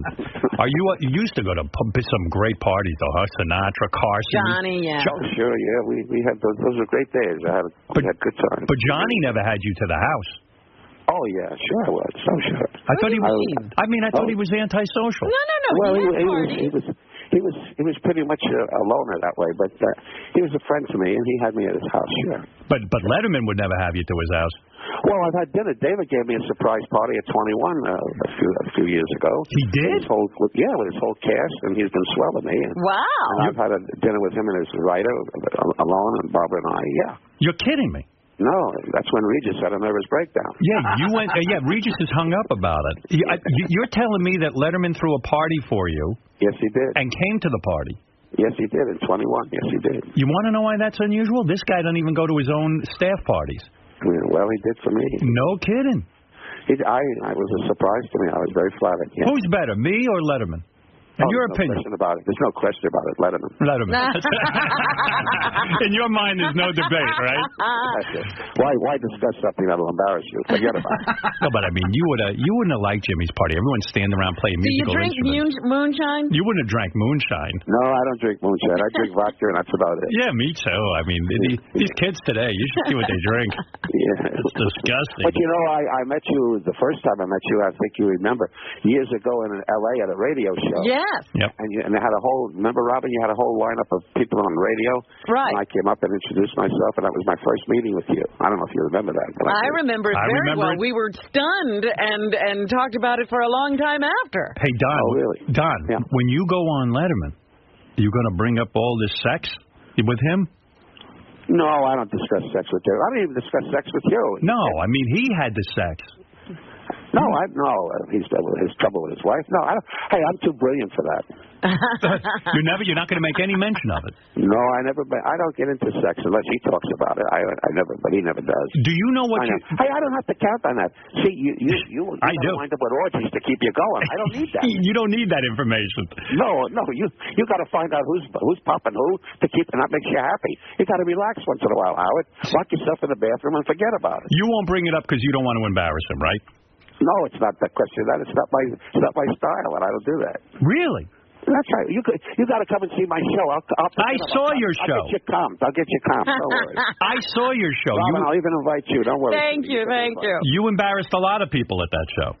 You were up there. You were on stage. You were making fun of a lot of different people. I saw what you sure I do, but I'm never mean-spirited, and I've always done. For 50 years, I've been headlining, so I guess I'm doing something right. You're damn right. You were great. Do you know what you're going to do on Letterman tonight? Do you have it mapped out in your head, or is there something? Well, they give you notes and stuff that they'd like you to talk about, or he would like to talk about, and usually the great thing even with David, like when I was on with Johnny Carson, for years, we would say, for example, we were going to talk about an airport. And when I get on the air, I'd say, hello, John. And he'd say, how's your mother?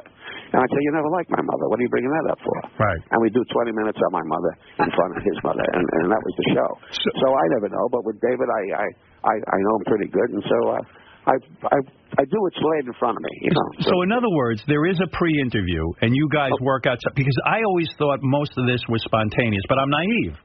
Well, it is spontaneous. It's just an idea. Say, well, let's talk about trains, or let's talk about. He wants to know what an idea what you might talk about, and then he looks down at his notes and says, "Hey, well, you want to talk about airplanes, or you want to talk about dogs?" It's whatever comes up. Will you ever withhold from them something where you just want to surprise Dave with it and see what happens, or are you so professional that you would tell him everything that you're going to be talking about? Well, sure, I tell him everything. There's nothing I've got to hide, except that I attacked a woman Thursday, but that's not his business, you know. Was Mike Douglas a stiff in the sense that, was he hard to work with, Mike Douglas? Like you had? No, Mike was a very, very down-to-earth guy and a very relaxing kind of guy, and he had a different type of show. It was more or less daytime television, and he would kid around. We'd do jokes with a bear or a monkey. He had animals and all. It was like a daytime Ed Sullivan show. So Did Johnny Carson bring... I think sometimes when you're on with a guy like Mike Douglas, you could actually shine more because he's such a straight. In a way, it's easier working with a Mike Douglas than a Johnny Carson. Am I correct? Oh, no. Johnny Carson was king. He was the greatest wrestler. So, why? There was because he set up things. He made all the actors. If you had any ability, he made you look great. He made me always look great. God bless him. He always made me look good. Why? Did you think... And David does that too. What about Leno? He's a shithead, huh? No, Jay is Jay. He does his thing, and I get along good with Jay. I have no beef with anybody. I tell you, I've been very fortunate because I don't leave myself open for anybody that I think is certainly not the whole world loves me, but the people I know are not in my particular corner. I just avoid. It's fascinating. Don't read a book, Howard. No, but you know what? You know what's interesting to me about you? You're so great at these performances and getting up there on stage. You make it look effortless, and I'm really kind of curious about the process. I really am. And why do you always... Did you ever think in your wildest dreams you would outlive Johnny Carson? In other words, he was a much younger man than you. Yes, he was. Well, I don't think about death and how much I got, but now that you remind me, I'm looking at my watch. I got about another hour. You're glad that you're winning this race. Yeah, well, Robin, you get up there in life, and I've been married 45 years and very happy. Like your folks are married. Like 60 years or something. I don't know. Yeah, that's why I love them. I never met them, but that's great. And so being 45 years married, I have a different life than you do, but it's certainly comparatively happy, and I'm glad about that. But isn't it shocking to you at your age now to see all these younger guys like die off? I mean, isn't it a little freaky? I mean, like Johnny Carson. That's life, huh? Hey, Howard, we're all going to be called on. That's why you have to keep making new friends, I think. Yeah, but you took care of yourself. Carson with the cigarettes, right? That did him in. Yeah, well, I'm not his doctor, but he had his problems. And sometimes you have health problems that you can't avoid. You don't have to be a bad guy if you have something wrong with you. Yeah, but all these guys perfectly healthy. And then you used to look over at Ed McMahon, and you loved. Well, we carried it a lot. Ed was great. Newhart and I carried it a lot. Yeah. Yeah. Well, but Sinatra, all these guys with the smoking. Oh, Frank, hey, please, another great man. Yeah, but they all smoked the cigarettes. It killed them. Who cares? We had fun. I care. We had fun. You knew nothing. You should have been with us, Howard. Then maybe you would have been a hit. Are you kidding? It would have been great. You imagine me and you together? No, I can't. I can. That's what. All right, listen. Robert, I'll be honest. But you wouldn't invite him to the party. Robert. Wait, what did you say, Don? I'd be scared. I'm kidding. You'd be scared to hang around with me. Yeah, I'm kidding. You know what, Don? I'm a lot like you. I'm a big bore. I sit at home, I stare at the wall, and I wait for yourself. Did he say he was a big bore? Of course he's a big boy. When he only turns it on. Are you the type of guy who only turns it on? I saw you even. You don't turn it on when you're off the... Well, I'm a big fan of sports, and I watch the Dodgers and basketball. And when I'm on the road, I watch, a lot of television and sports. Yeah, you sit and stare at the TV. I'm social at night. But I'm not a guy that runs to every party in town. No, that's what old Jews do. They stare at the television. You bring a TV dinner out and you stare at it. No TV dinner. You have a cook. Yeah, you have a cook. Yeah, right. But listen to me. Do you sit at home and write jokes? No, everything I've ever done has never been on paper. Everything I've ever done, I've never had a writer, by the hands of God. Really? I've been blessed. I've never had a writer, only on television when I had to do a situation comedy or something like that. And I never had in all the roasts that I hosted and the roasts that I was on. Greg Garrison, rest his soul, just stood out there and said, "Rickles, you do whatever you want," and that's what I did. Wait a second. I've seen you. I'm still talking. But Don, I've seen you do roasts. And you kill. And you come out and you're telling me you don't sit and write down a joke ahead of time? Not a word. Not a word. That is phenomenal to me. Do you? I wouldn't lie to you. Not a word. But don't you sweat bullets doing that? I mean, no. Hey, I get the adrenaline going, and that's what makes it happen. Sure, I get excited. Like tonight. Even though I've been with David a million times, I have that extra little motor going that says, "Oh, gee, I got to do good," like all actors, and that makes it happen for me. My biggest treat was to be with Sinatra at Ronald Reagan's inaugural, and they said, Frank said, "I want to have Don Rickles at Reagan's inaugural," and they said, "No, you can't." And he said, "Well, you don't have him, you don't have me." And that's a true story. And I got out at the inaugural in Kennedy Center and did my thing, and thank God I was a big hit, and I owe it to Frank, and he believed in me. Yeah, but you know what's amazing to me? I would be nervous wreck if I had to get out on a roast where, everyone's killing and not have material prepared. What do? You think about the guy. And hey, look at you. You got to understand, Howard. You do something very unusual. That's where your great talent is. You do something like 5-6 hours on radio, talking and keeping it interesting and interviewing all kinds of weird things and weird people and normal people, and that's quite a gift to be able to do what you do. So don't put yourself down in that respect. When they do that Toy Story, does everybody get in a room, or do your thing individually? No, Robin. It's similar to you guys. You sit in a booth, and the director sits next to you and says, "Well, it's funny in that sense because John Lasseter, who's a great man, said you're going to be Mr. Potato Head." I said, "I don't do it with cartoons. Leave me alone." He said, "No, you're the voice." And we sit there and he said, "Now, Don, when you walk in, it's Mr. Potato Head, the birds are sick, and the elephant doesn't feel well, and the trees are high, and the wind is blowing." I said, "Schmuck, it's 6:30. Let me go home and have breakfast." Right. When you say, this is the last question, I'll let you get it because I know you got to get a nap. When you say God rest his soul, whenever somebody who you knew died, you say God rest his soul, are you a super religious guy? No, but I'm a great believer of the faith. My background is Judaism, and my mother and father were very active in temple. We're conservative Jews, and I follow as much as I can. You wrap tefillin? No, come on. My blood pressure's fine. Do you celebrate Shavuos?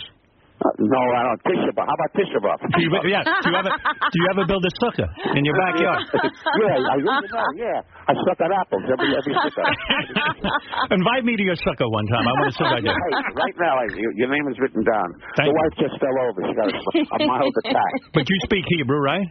No, but what am I, an Israeli fighter pilot? You don't know how to. You don't know how to read Hebrew? No, I don't. I can read Hebrew. Yeah. You can daven, right? Yes, I can. How do you know so much? Kiss my tolerance. I didn't know you knew so much. No, I know something. You do. You sure do. You're goddamn right. I do.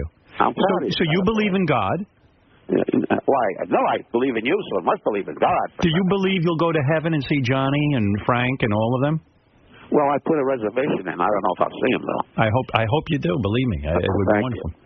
Listen, Don Rickles, any party of mine you're invited to. Okay. You are my Robin, guy. by the way, I didn't say much to you, but you're a talented lady, and thank you for being so nice. Well, thank you. I am just grateful, Mr. Rickles, that in my lifetime, I got a chance to speak with you personally and tell you how important you are to me.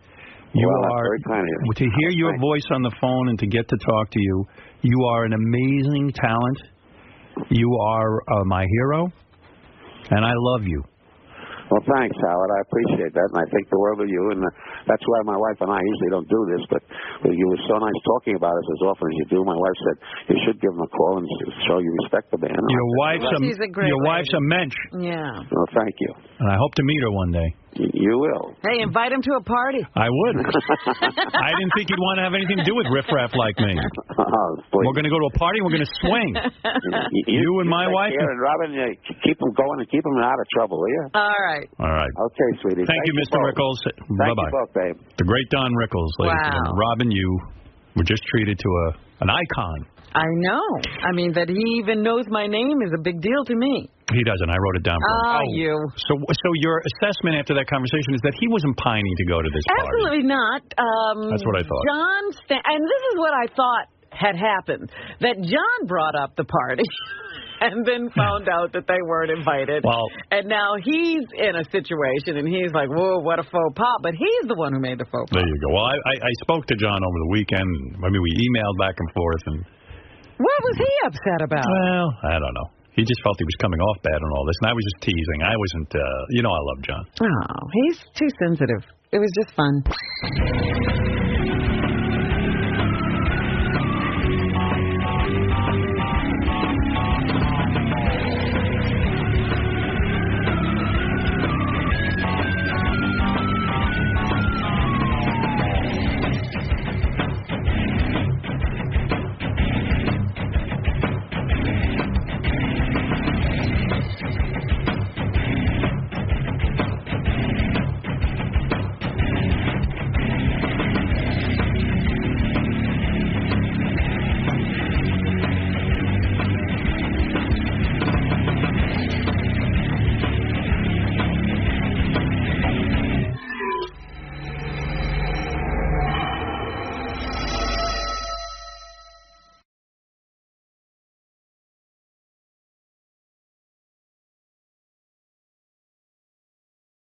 When I see you playing Needle and Damage, and you were just rehearsing and stuff, how did you learn how to be so proficient at the guitar? Do you think you're just sort of a musical genius? I'm certainly not great, but I have a certain it's my deal.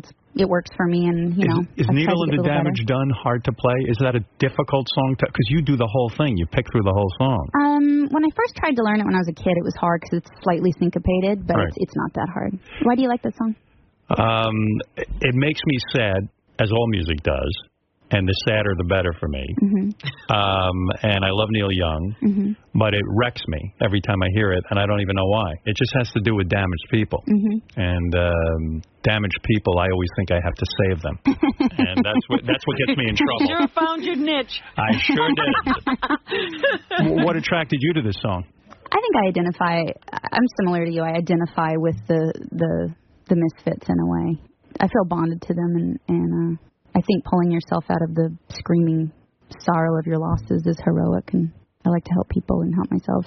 I don't know too many people who are sing Needle and the Damage Done, but your version is amazing. Would you do a little of that now? Sure. Do this. I'll try not to cry.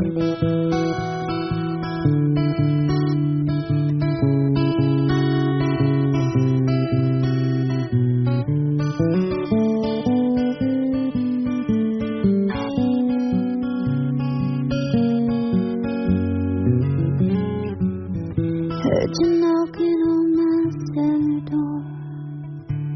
I love you, baby. Can I have some more?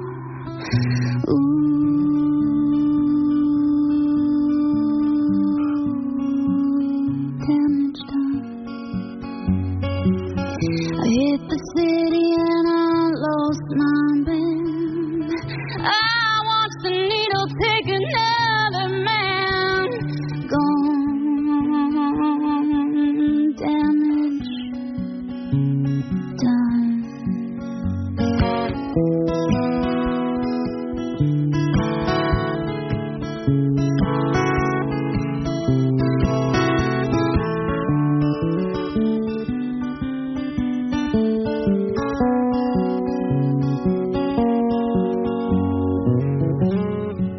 I sing the song because I love the man. I know that some of you don't understand. Milk, blood to keep running out. I've seen the needle and the damage done. A little part of it isn't everyone, but every junkie is like the setting sun.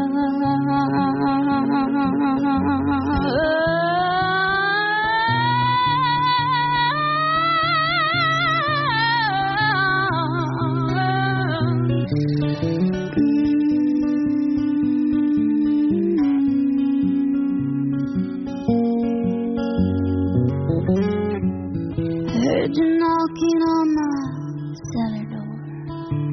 I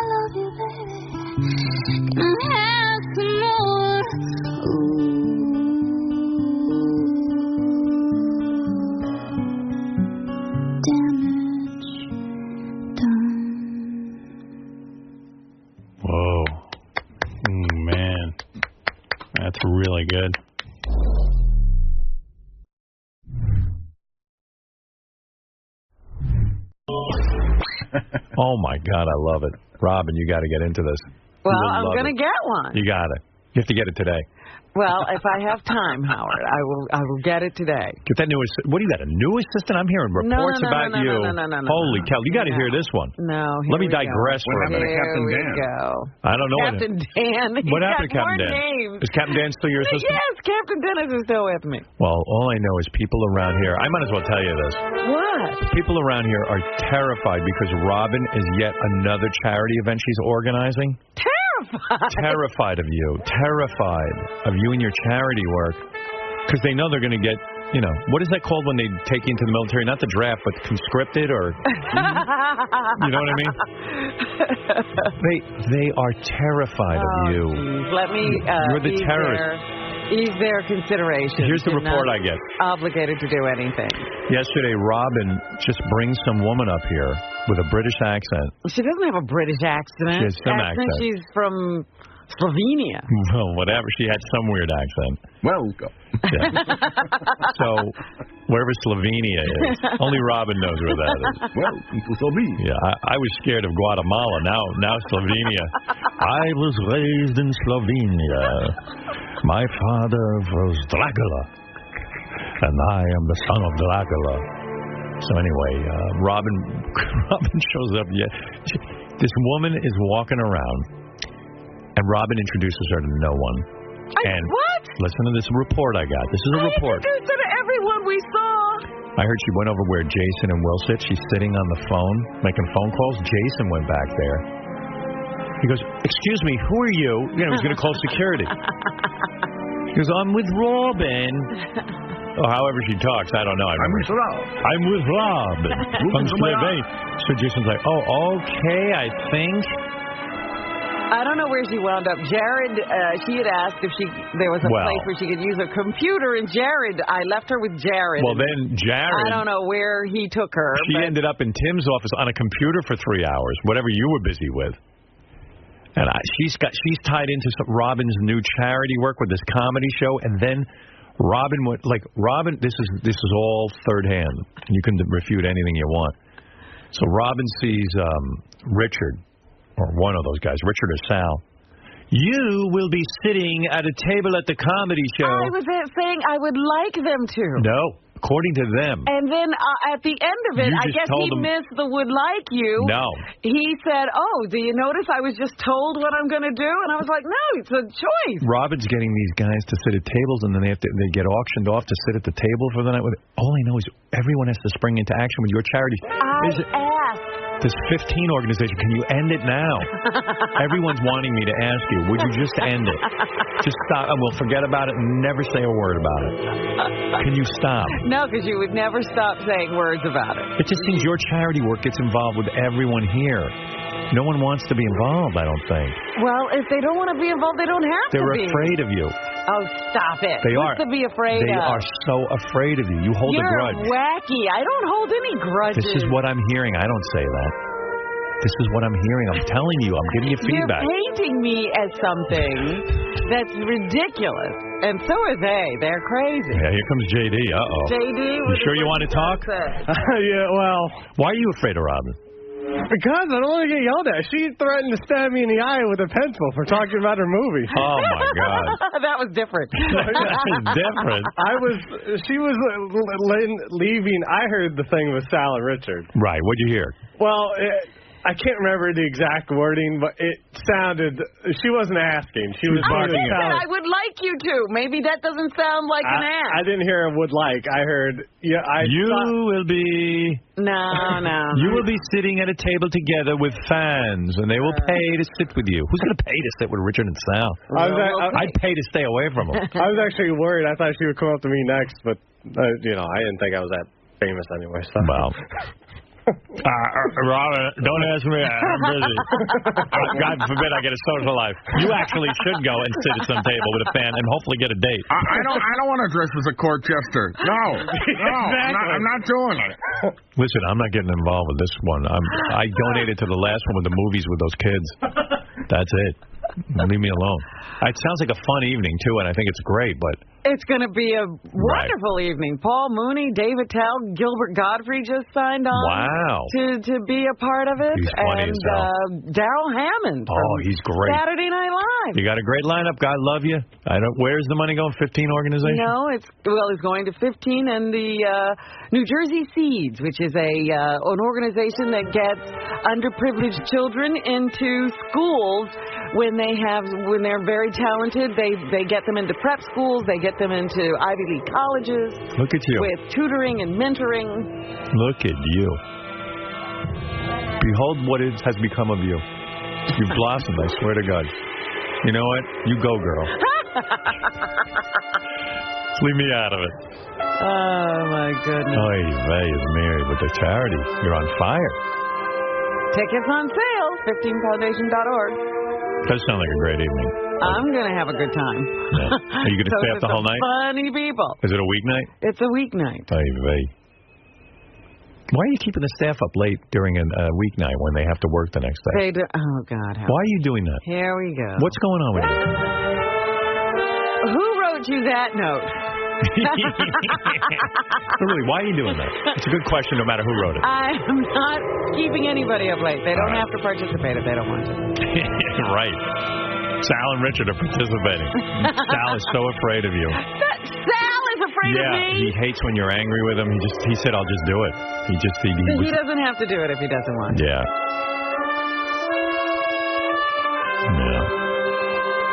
How did they get a hold of you to raise money for this charity? I mean, how did you find out about this one? I've known about Seeds for over a year. Yeah. I went to a special open house they had. Yeah. And you checked them out? You sure they're not taking They're great. In fact, Dan Foreman was the one. Oh, he did? He's a pretty smart guy. Introduced me to Seeds. Yeah. Like New Jersey Seeds. They're not going on a junket to Puerto Rico or anything. No, they stay right there in New Jersey and they educate kids. Are you afraid of me? No, I'm not. Not about this. Oh, when are you afraid of me?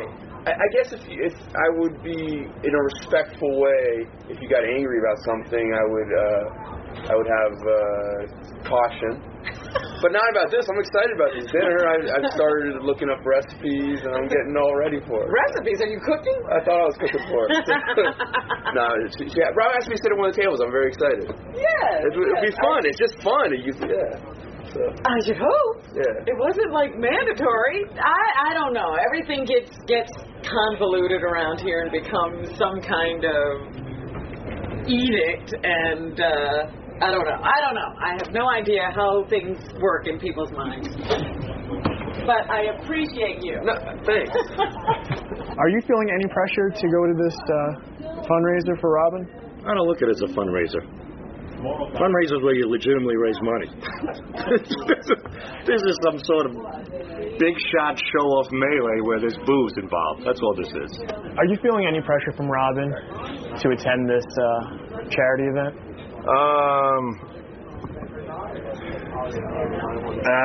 How do they do it in the movies?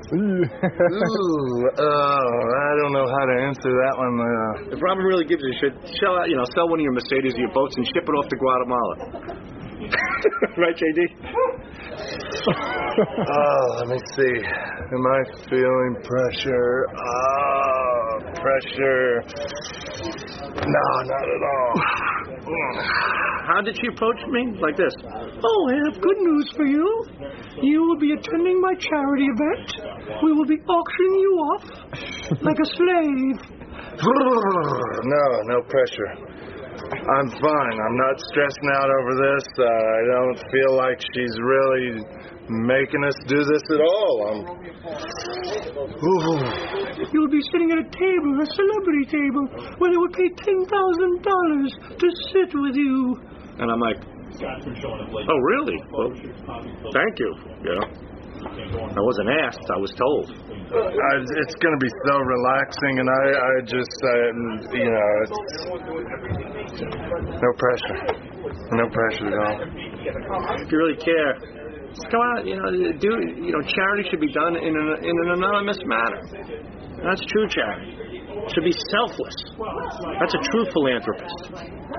Instead, she's got bottles of champagne and Paul Mooney and David Tell, $10,000 tables. What are you kidding me? $10,000. You know what I could do with $10,000? You know how many men I can make happy on $10,000? I'll take them over to the Dominican Republic. Believe me.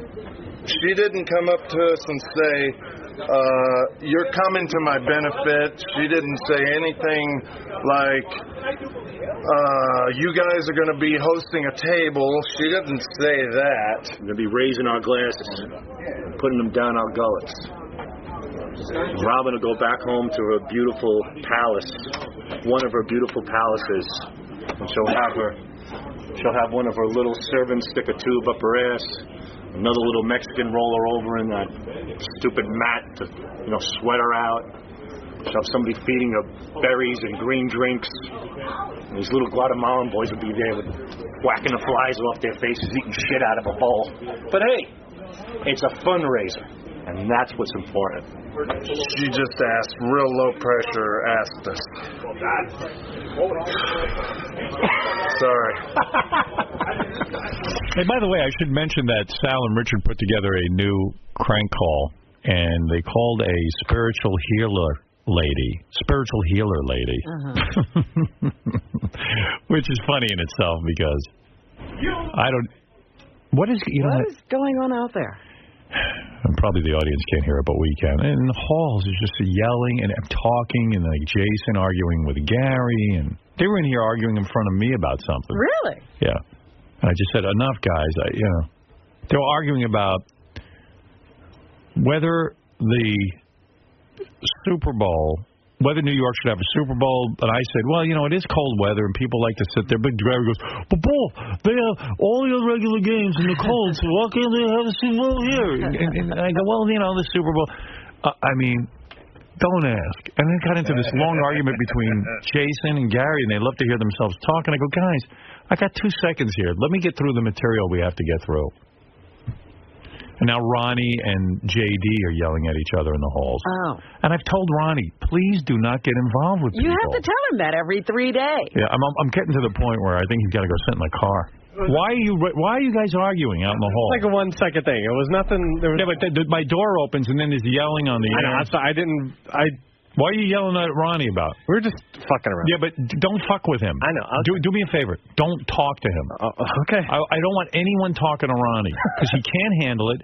Then he gets into a fight and he gets berserk. I mean, he can't. He's like a child. But it's my fault. He's not a Would you tease him? No, we were. What'd you say? Tell me what happened. No, we were just talking about something. I thought he. But he starts raising his voice and he thinks he's funny. And then when he thinks he's funny, then he starts throwing. He's a nut job. What are you yelling at him about? No, it wasn't. I thought he was saying something about me, but it wasn't. So that's. And then he goes, "Get out of here! I'm not saying anything about something you." like that. Yeah. You stupid ass. Yeah. Do me a favor. Don't. You're totally full of shit. Otherwise, I got to release him from here. He can't handle it. I tried to defend you, Ron. He can't handle it. I don't want him bothering you. I told him that. I'm stupid. I'm sorry, Ron, and I'm sorry, Howard. I told him not to bother because you can't handle it. What do you mean I can't handle it? It just escalates, and then it becomes nothing escalated. I don't want to talk to this fucking guy. Nothing escalated. What are you talking about? Oh, these guys all bother me. I don't bother you them. got up on the wrong side of the bed. No, do me a favor, JD, because then it gets ugly, and then he hates you. Nothing got ugly. No one is to talk to Ronnie.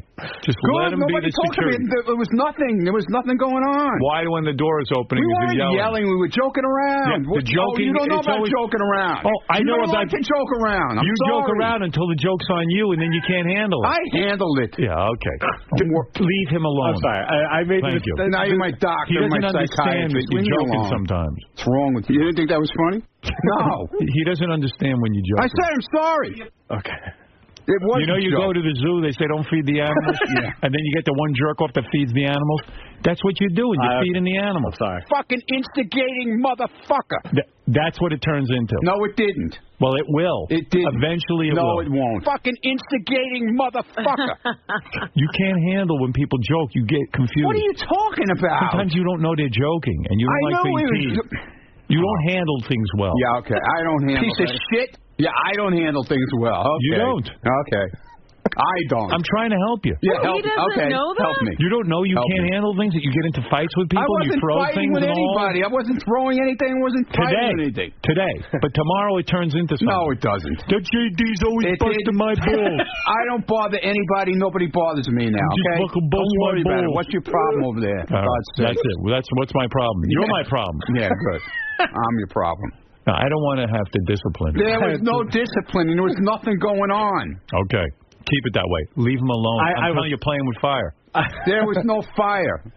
Well, today there wasn't. No, there wasn't fire. Robin, to explain. Don't bring her into it, I please. can't because She's you know, in another whole universe he of it. I don't want to can't get handle it into when her. I talk at all. Please. Right.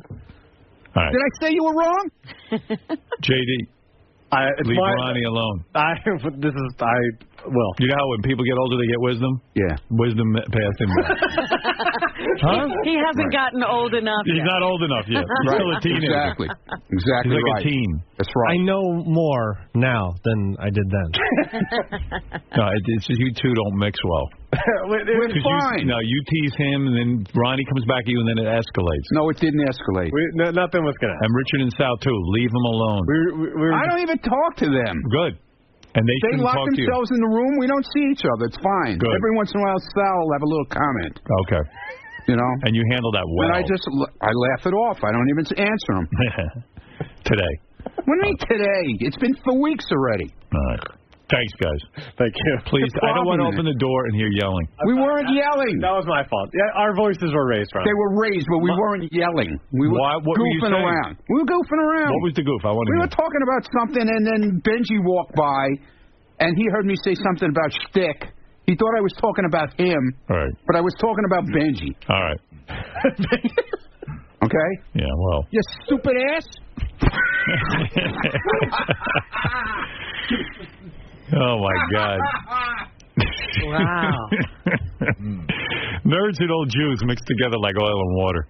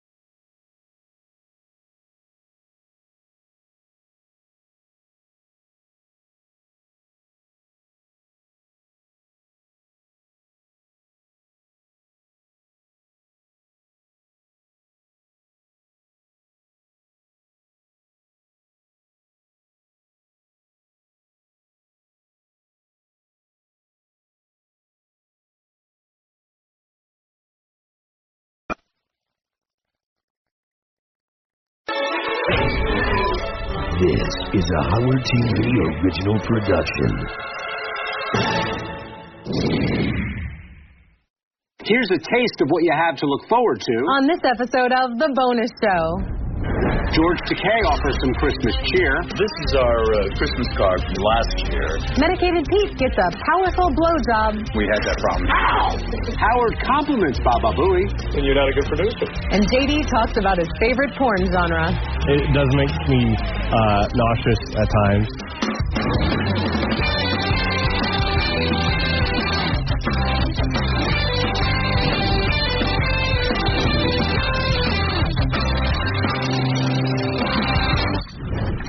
Stern fans, and welcome to The Bonus Show, a weekly update of all the great behind-the-scenes moments you can't see anywhere else.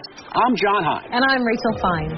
Now let's start with the lovable and eccentric George Takei, as our cameras caught up with him so he could explain his avant-garde Christmas card. This is our Christmas card from last year, and we chose this photo because this was taken when we did the Newlywed Game, and they wanted a lot of stills that they could put behind us for some of their publicity shots. And I thought this turned out very nicely. So this wasn't to all the people that we sent Christmas cards to. It was just to special people, and Richard happens to be one of them. People often ask me what it's like to work with Medicated Pete. Aside from the sweaty palms, the incessant staring, and the way he skulks around the office, well, it's pretty horrendous. So you can feel my pain. I personally don't think that Pete's that bad. I mean, at least he provides an outlet for the guys in the office to have some fun and blow off steam. That sounds legit? Yeah, she's outside the building. She's like really here. Why didn't she come up? Okay. Because she doesn't want to go home, man. Okay. She doesn't want to lose her job, man. We had that problem here. Ow! The fuck? I'll talk to you in a minute. Hold on a second. I'm getting sprayed out here. Hold on. I'll talk to you. I'll call you in a minute. That fucking hurt, man. Look out. That fucking stinks, bro. Can I do your hair? Dude. Do his hair. Ow. Look at this style and fucking Richard here. Go fucking back to work, will you? Peace.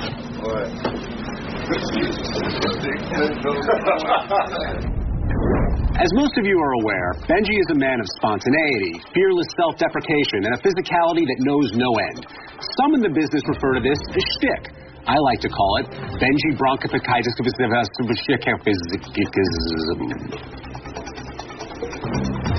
Who's that, Lou? Just cut it out. What's right? that name that they're saying? I don't know. I have no idea. Dexter Bronk? Is that the name?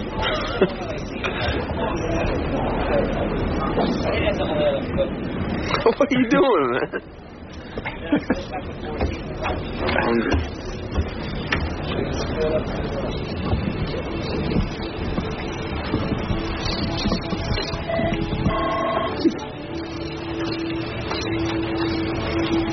This was some cake crumbs down there.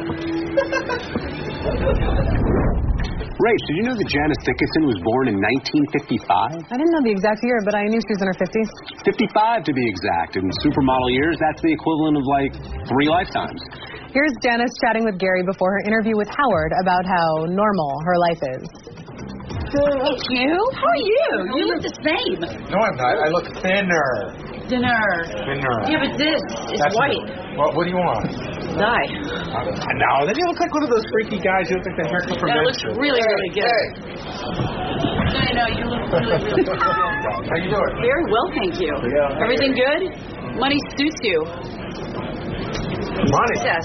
Success, money, a new gym membership. I work for success. Yes, you do. You work hard. So what are you working on? What are you up to? I've been back and forth to England a whole bunch. So how old's your daughter now? I'm raising a 16-year-old. How's that going? It's like the most difficult thing I've ever done in my life. How do you tell her not to do all the stuff you did? You don't. Yeah, I try to set a great example. I have a fireman who's a boyfriend. So I've got like this really hot, like young, hot fireman. He's really nice in the house. He's got a normal lifestyle. Yeah. If things go south with the fireman, I think her and Ronnie would make a good couple. Yeah, they would be perfect together. Almost as perfect as these guys are together. Here is the gang during a Howard Stern Show creative meeting. The Howard Stern Show creative meeting. They came back to us, and they're looking for a customized, non-solicit promotion. One of the lines they're using to promote the movie is bigger robots to fuck you up. So I take it and I say, that's like saying, why don't you make that hanger funny? Like, make the hanger funny. I don't know how to make bigger robots to fuck you up. I don't know how to make that a promotion, or how to make that interesting. I don't know what to do with that. Then you're not a good producer. I mean, I don't know. So, why are you blaming him?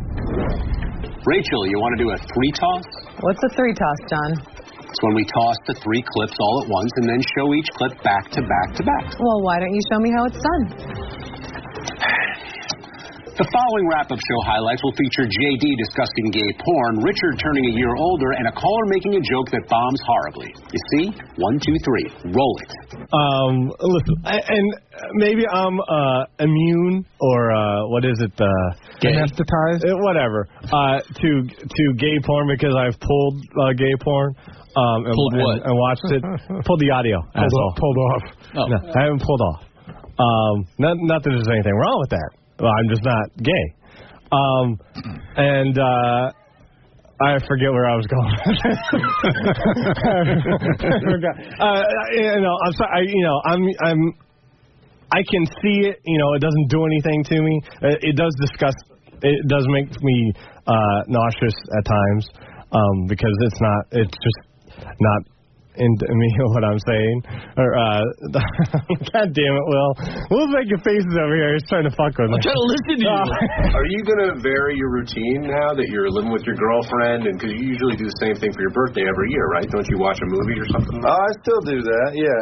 I watch John Carpenter's Halloween, my favorite movie of all time, and eat a Papa John's pizza and drink a 6-pack of Miller Lite. And but then when my fiance comes home, then we'll go out to a nice dinner. So that's that's you're gonna go to dinner after eating the Papa John's pizza. Yeah. And 6 beers. It'll be a small pizza.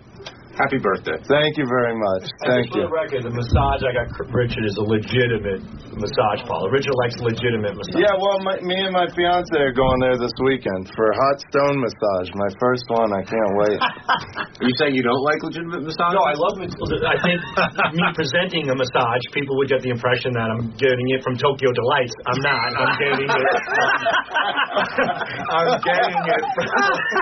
Hong Kong Garden. First off, Richard Roper is the man. He's a gambling dude. He's a coxman. I think he's probably one of the best guests you guys had in there for a while. He's a good guy. He's a regular guy. I love hearing him talk about stuff. Oh yeah, I would have liked to know if he used like his 2 thumbs up technique on any of his girlfriends. Though that'd been pretty nice.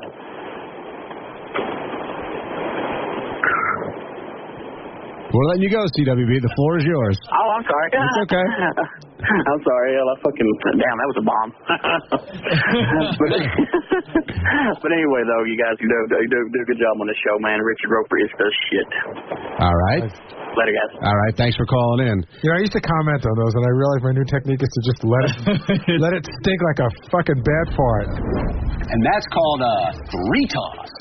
John, there are idiot savants, and then there are just idiots.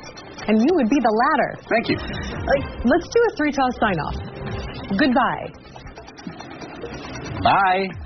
See you next week. It's a 3-toss sign-off. If you had been quicker, it would have been 3. You're doing clips. You use clips. I understand, but I was doing 3 goodbyes, and it was like a quick 3-toss. You missed it. It was a bit, he blew it, you guys. He blew Toss her out of here. Stop 3 it. times. Stop it. I got it right.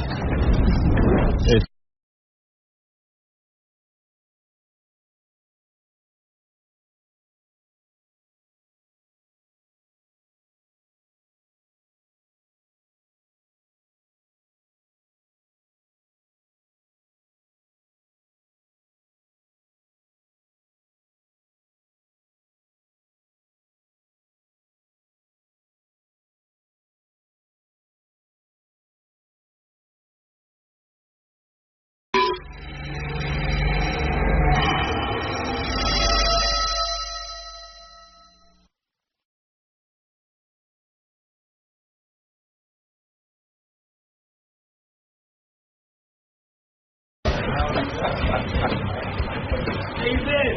Good, man. Nice to see you. So good seeing you again. What's going on, man? How are you? Very good. How you doing? Jim, good morning. Morning. How you doing, dude? Good. Nice to see you. You too. So, what's going on, man? What is going on? It's Monday. What brings you back to the show? Still touring. Pre-sales for a book. You got a book going on? Yeah, it's called I'm Not High. It comes out in October.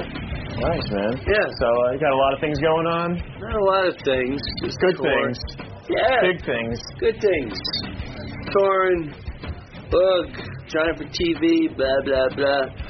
Yeah, I'm going back to full-time radio, though. Nice. Nothing beats full-time radio. Awesome, man. All right, so you excited to be back? See the gang? Always excited. But I got to be prepared for the king. Always got to be prepared for the king. All right, man. We'll see you in there. Yep. Jim Brewer is a terrific comedian. There he is. Look at him, all prepared. Hello. Looking healthy, like kind of lost some weight.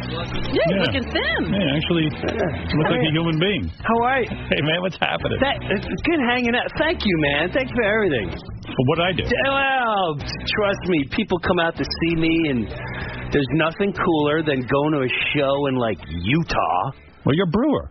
No, well, I mean, they come out. I got to keep up with I got to sustain the product, but they come out and they're like, when are you doing Howard again? I'm like, wow, Utah. You're promoting the book, but the book isn't even out yet. No, it's pre-sale stuff, pre-sale. Why do people need to, like, buy it? They like to you have people pre-order. They like to do that now. Yeah, you know what it is? Are they afraid they won't be able to get the book? No, you know what it is, honestly? It's really everyone going, if we get pre-sales, then that means the day it comes out, it'll be a #1 bestseller. It's a #1 seller, and then I get my money back. Come on, be monkey boy. Because I said to Gary came in, I go, Gary, what is the thing with this because Gary's writing a book too. He goes, what is this? I go, what is this thing with pre-order? He goes, well, both is very important pre-order. I go, I know why it's important to you, but why is it important to me to pre-order the book? Right. You know what I'm saying? Yeah. Hey, No, wait. I would never pre-order a book unless I was 17 and like Judas Priest was coming out with a book and I got to get the Priest book. I sent a thing over to your manager or something where I wrote something for the book. Another big thank you, yes. Yeah, I was happy to do it. I got a note from Brewer. He wanted me to write a little blurb, and I used what I said to you the other day on the air. I said I was in the gym, believe it or not, with a friend of mine, and the guy said, is there anyone who comes on the show who makes you laugh to I mean, not like a giggle, but makes you really laugh? I said, Brewer. Sick. Brewer. I like hanging out. You know? It's like hanging. Yeah, it's fun. What's going on with your radio show here? Is it still 1 day a week? It's 1 day a week, but I've been talking to Pete, and I do miss that every day. You do? Do you? Yeah, I do. So I mean, but I gotta be careful what I say. No, I'll say what I say.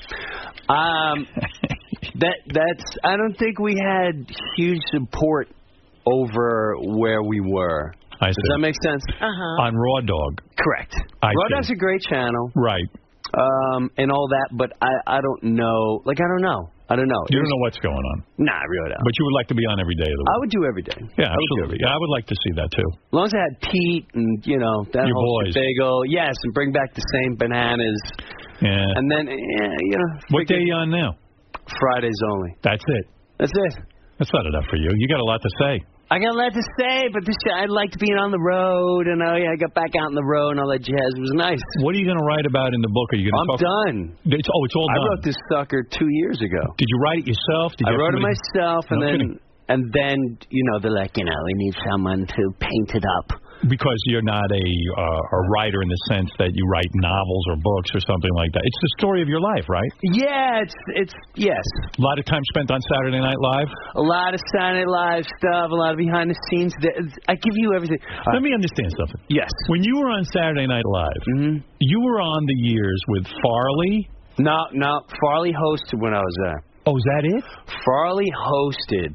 And there's what was it like working with him? Well, this is a section in there, and this is one of those funny and yet creepy. Whoa, what's going on?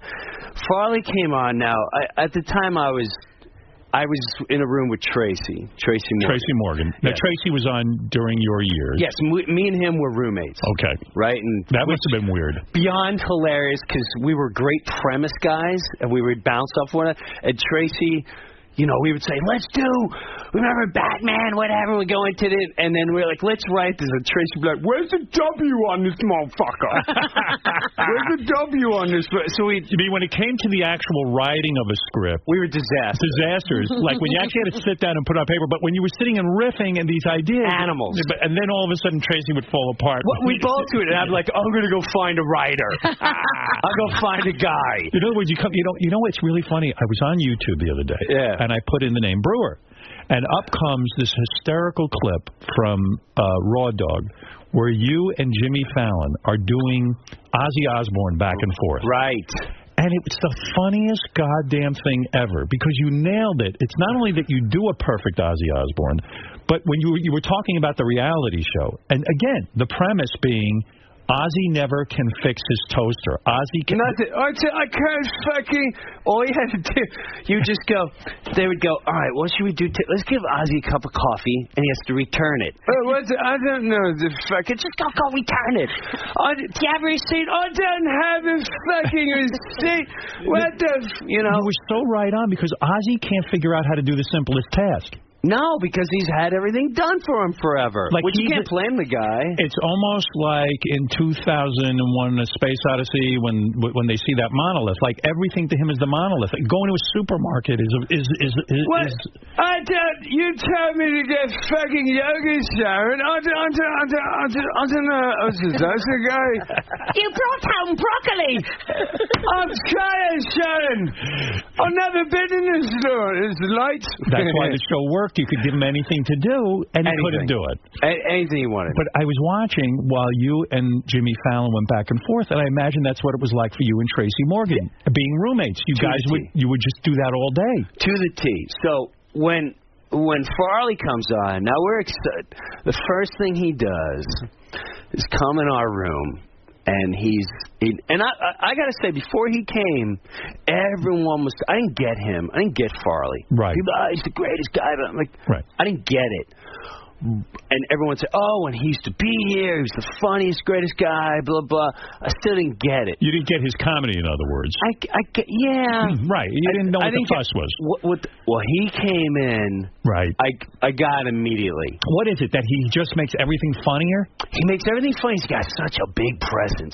I mean, He came in the first, like, Jimmy, I know you got weed, and I know you got... And he shuts the door.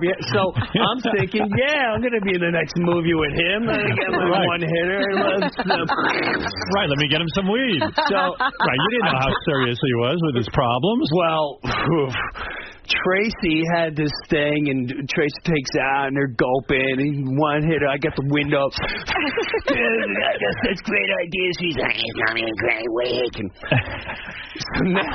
So he logically figures out, a drug addict will figure out right away who are the guys who are the fun guys to hang around. And it was you and Tracy. Correct. And you were able to provide him with lots of fun. Correct. Right. That's what back in the days what you were doing. Back in the days, you were doing coke, you were smoking, you were doing all I was never coke guy. I was a weed guy. Weed guy, okay. So I had the weed, and Tracy was a drinker. I don't like weed, make me sleepy.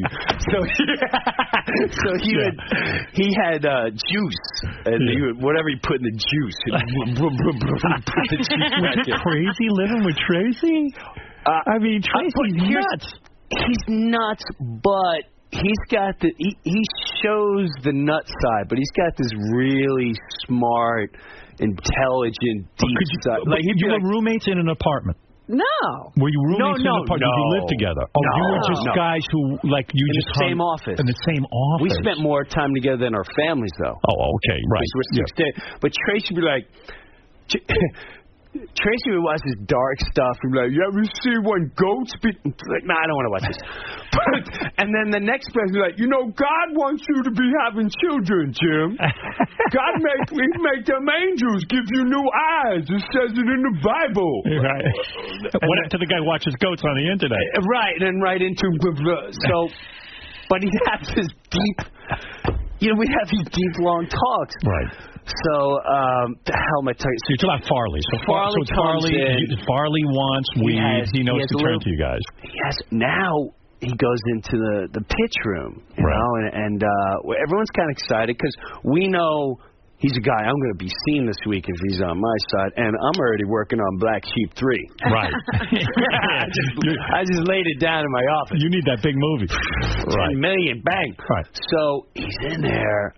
And this is when it got weird and creepy. He's in the room, and he's twitching, and he's sweating, and he's standing, and he's like, I want to go. And I'm looking at Tracy, I'm like, that's not from our room, is it? That's not from the shit we gave him. I'm like, I'm on the same weed. Weed don't make you that way. What do you think was going on? Was he withdrawing from something? Well, all I remember was as soon as it's done, like a child, I went right back to the room, just sat there, like pretend I started writing. And working in your office. And Marcy Klein, who you don't want to get on the wrong side of her. She's a big executive at Saturday Night Live. Big executive. That's enough. She comes in, shuts the door. What the hell did you two do? It's your fault. Instant, like, nothing. We didn't do nothing. And she's like, don't give me that. He came in the room and he says, you two are his friends for the week. I know you guys get... Tracy, I got to give him credit. Yeah. I'm scared to death. Tracy's like, I'm a grown man with children. I'm a grown man. I got children. And I'm like, we didn't... So he's like, not only... He doesn't get defensive. He just gets angry and starts like, yelling. You come in here talking to me like I'm a grown man. He's been through this before. Yes. Yeah. I don't listen from you. Yeah, right. That's the smart way. He got insulted. He did. He got insulted. Right. He knows how to really lie. He had a strategy. Yeah. So he yelled at Marcy. Don't ever accuse me of that. I got children. Says it in the Bible. Meanwhile, you were ready to spill your guts. I was lying. I was already putting my stuff in. I'm like, go ahead, search. Nothing here. Well, I guess you don't get to be Chris Farley's friend for the week unless you're a drug guy. Well, she says, and this is when I knew how serious it was. She said, we have Chris Rock here for the week as a backup. Oh, wow. Oh, my goodness. And we have 24-hour nurse. And you would see... Wow. You would see Chris Rock hanging out there. What's up, brother? What are you doing? I might be needed. He probably thought it was hysterical. Wow. It was just weird. It was very weird. Right. To me, that was then weird. Like, are we really talking about someone's life? Like, we're all worried that he really may die here? Yeah. So... Yeah, but should he be on Saturday Night Live if he's that bad? And should he be hosting? Like, really? That might be a lot of pressure. Hey, listen, we need some ratings this week. Get him out. So I get the speech: keep away, don't make phone calls. He calls you, do not. So I had no clue it was this bad. Right. So now this was weird, and I feel terrible, but it was the night of writing, and our room had like this silhouette window, and all of a sudden someone like knocks on the window. More trouble. It's about maybe 11:30 at night. Right. And I look, and there's this. I had this sick presence of evil, and I wasn't even on weed. This is natural. Something dark behind there. So like a movie, I open the door, and there's a woman, and she just looks right through me, and she walks past me, and I couldn't move. She walks past me and sits on her couch. Yeah. Tracy's looking at her, and then another one comes in, and before I can say anything, Chris comes in. These are my friends, and he plows down a pile on my desk. Pile of coke. With the two broads. Yeah, he's like, these are my friends. This is, Bambi and so. And I looked at them, and they're just looking. They were the creepiest things I've ever been in front of. And I'm looking at him, and I freak out. I go to the head writer's room, and I went, because you've been warned already. Yeah, he's in my room. Yeah, what am I supposed to do? I got nothing to do with that. And I was so freaked out. I left that week, and I went home. I told my wife, and she's like, he needs a friend, blah blah blah. So I kept away. So what happened with the hookers? Were they hookers? They weren't church girls. Right. So where was Tracy during this?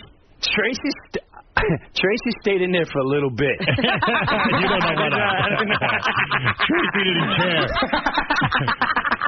That's why Tracy got in Black Sheep 3.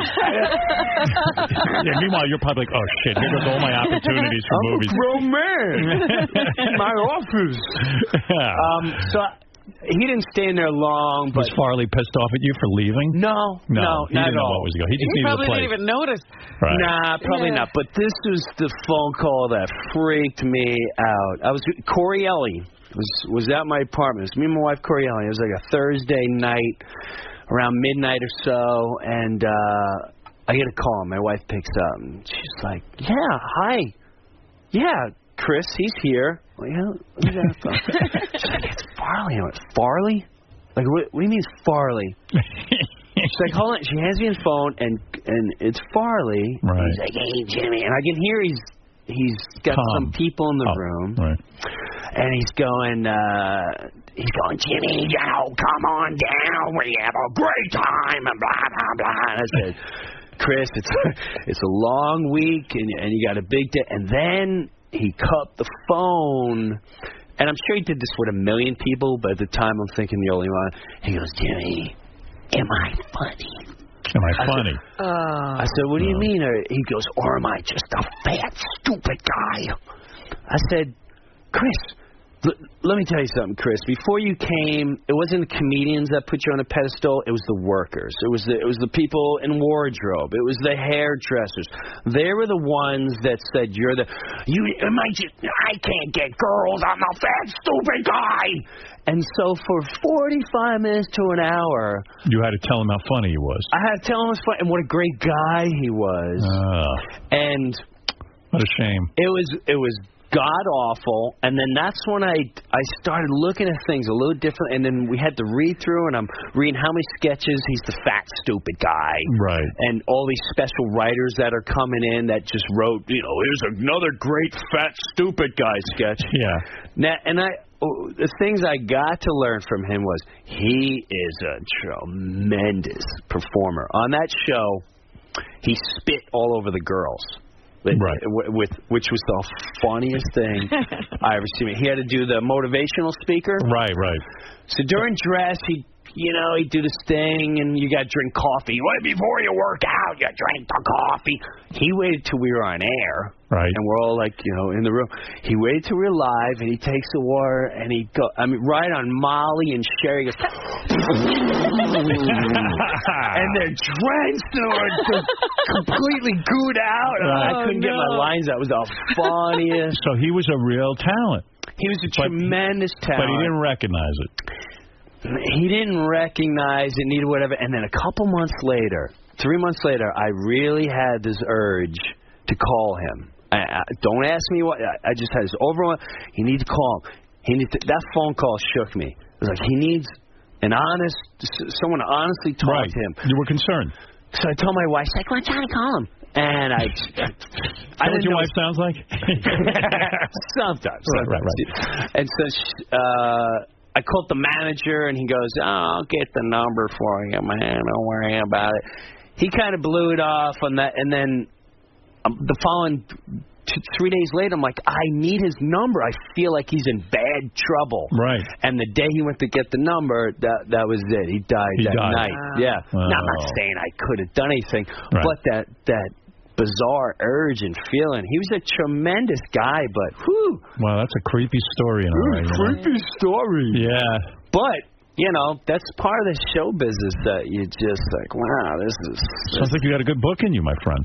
I think I got some decent stories in there. I think you're ready. I think I'm ready. It seemed like everyone on Saturday Night Live had like a broken ego or something where they need to be... Well, it breaks you down. You go in there like a stallion, and they're like, all right, we need to put a saddle on this son of a bitch. Get him in. Keep him in a saddle. But you know what? You're right. You're really right, because like I wish I could have said more on your book, but you were looking for like a one sentence kind of deal. But it seems to be like even when you do Goat Boy, and you told the whole story last time of Goat Boy here, it's 50 billion times funnier than it ever was on Saturday Night Live, because in a way they took it and made it safe. There's bizarre stuff on it. There's been times where I remember Matthew Broderick was on there, and he couldn't get through a sketch with me. He was laughing so freaking hard, but then the ego of the head writer comes down, because he was competing against my sketch. He come down and he'd be like, it's too bad he laughed, because now we don't know it doesn't work. And you'd be like, what do you mean it doesn't work? Right, what are you talking about? Well, what does that mean, it doesn't work? He laughed at because it means his sketch gets on. That's what it means. It means he found a flaw. But there's I don't understand that. Well, And what you he's saying can't is, understand we're afraid he won't be able to get through that sketch. Wouldn't that be funny, though? And would that not have been one of the most talked But about that's what things they're ever? saying. Yeah, that's what they're saying. Well, that's the shebigo. There is some cool stuff on there, though. We would have a lot of fun. The comedians stuck together. Me, Tracy Morgan, Daryl, and Colin. As a matter of fact, Will Ferrell was on your years. Yeah, Will Ferrell towards the end. Is he a funny guy off? I mean, I think he's a funny guy. He's very funny, but he's always in character, which sometimes got annoying. I had him on the show once, and I was interviewing him, and I guess I blame myself, too, but for some reason I don't think we connected. I've never seen Will Ferrell again. Right. But I think that, I don't know, he just seems very reserved or something. He doesn't show the real side. He's always in character. Like, for instance, towards... Like, when you say in character, like, would he always... Like, if he had to do, his sketch... Do you know Will Ferrell? No. You don't know Will Ferrell? No, like, I would go in the writer's room, and he's underneath the writer's table. I'm like, what are you doing? And then he won't answer you. He's just laying there, and I go, what is he doing? They're like, he's Jerry. I'm like... Jerry. All right. We really need to go through this. We on Melrose on the Improv, the Groundlings Week. Get off, Will. Yeah. But it was like this bizarre genius thing. Like, he started dressing up as every character was Ron Burgundy. Before the movie Ron Burgundy, he had this flamboyant character towards like the third season. Yeah, but you know when he's like that the cheerleader guy? Yes. Would he be the cheerleader guy all day? Not in the beginning, but as time went on, he got odd. He would stay in character. Like, this is the first time he would do it. For 2 weeks he wouldn't shave, and he kept wearing the same vest and hat. And Marcy Klein goes, Will, I get that you're dressing as a character, very funny and entertaining, but you know what? When you leave Saturday Night Live, you represent us, and I would like it if you present yourself in a nice manner. So tomorrow I want you shaved, and I don't want to see Ron Burgundy. I want to see Will Ferrell. So we're all like, whoa, this is the first challenge to a cast member ever. Yeah, especially an important cast member. And next day, we're all waiting. Here he comes, hat and a beard. Could care less. You run, slave, run. So when he was in character, would he act like he even knew you? No. So me, Tracy, and Colin is like, dude, this guy's really pissing me off. Just he's no character. Fucking little flamboyant gay guy. Really fucking aggravating. And he would come around, pretend he's selling this art. So me and Tracy and Colin, like, you know what? Why don't we go in character? And why don't we do? So we went into his room, and he's like, "Are you interested in art?" And this went on for 2 weeks. He wore these glasses. Oh my God! With a pink shirt, like a gay character. Yes, right. But he was flamboyant, but he wasn't really gay. He was just flamboyant. Right. So Colin's like, "Let's bring him to our room, and we'll gang rape him." Oh my God! That's right. He's in character. I said, "We'll go in character. And we'll I gang bet you rape he'll him." break character during the gang rape. Well, this is our mission. Our mission is like, let's see if we can break him. So me and Colin lure him towards our room. He comes in the room. We instantly throw him down. Right. Colin's pulling his pants off. Colin's trying to. I'm doing the fake in the face. Take it. You took out your cock? I didn't take it. I took down the underwear. Right. And I'm rubbing it against his head. You're rubbing your underwear against his head? But this is the part that was the funniest. Tracy is in the doorway with a cigarette. He's going, "Save some of that for me." Look out. Save some of that for me. And the whole time, Will's going, "Oh, the horror! Somebody come to my aid! Please don't let this continue." And he would not just break character. Would not break character. You're rubbing your underwear and cock on his head, and he will not break character. Colin's all up. He's like punching him in his rear end. So you're saying you could have literally raped him? Did Tracy think you were really raping him? Oh, no. If you saw Tracy would have said, say some of that for me. Somebody coming. And then we did it continuously all night long. I think the last one we brought him to the back elevators. If you ever have Colin ask him about this, and we put him in the dumpster. How can Colin not tell me about this? This is an amazing story. He should have remembered it. It's a funny story. We need to ask Rape Will Ferrell to see if we can get him out of character. Get him out of character. Wow. Yeah, Rape Will. See if he gives in. Jim's new book, I'm Not High, can be pre-ordered at Amazon.com and Borders.com. And Barnes & Noble. Sounds like it's going to be a good book. There's tons of stories. There's a lot of... What was Gary was telling me some story. You were telling him that P. Diddy was the host, and he wouldn't let you watch him rehearse? The same before we gang raped Will that week. Before we gang raped him, Will he's staying as the Ron character. Now P. Diddy comes on. That was a defining week for me because that's the week I also knew I was not going to be on SNL anymore. What do you mean you knew? It was the first time I rebelled with one of the head writers. Well, what did you do? Oh man, I got pissed, started yelling. I was going over his head. I never had the balls to go to Lorne. Because you thought they were undermining your comedy? Of course they were. So you felt that way, and you finally were vocal about it. I totally was vocal, and I was very here. And you knew you'd be fired. Oh, I knew I was done. As a matter of fact, here's what happened. Tracy and I are doing. It was the week when Godzilla. Remember the new Godzilla came out? Right. Horrible movie. Right. However, there was advertisements all over the place. Like his tail is as big as whatever. Right. They would just show the tail. And yeah. Me and Tracy in our room of magic.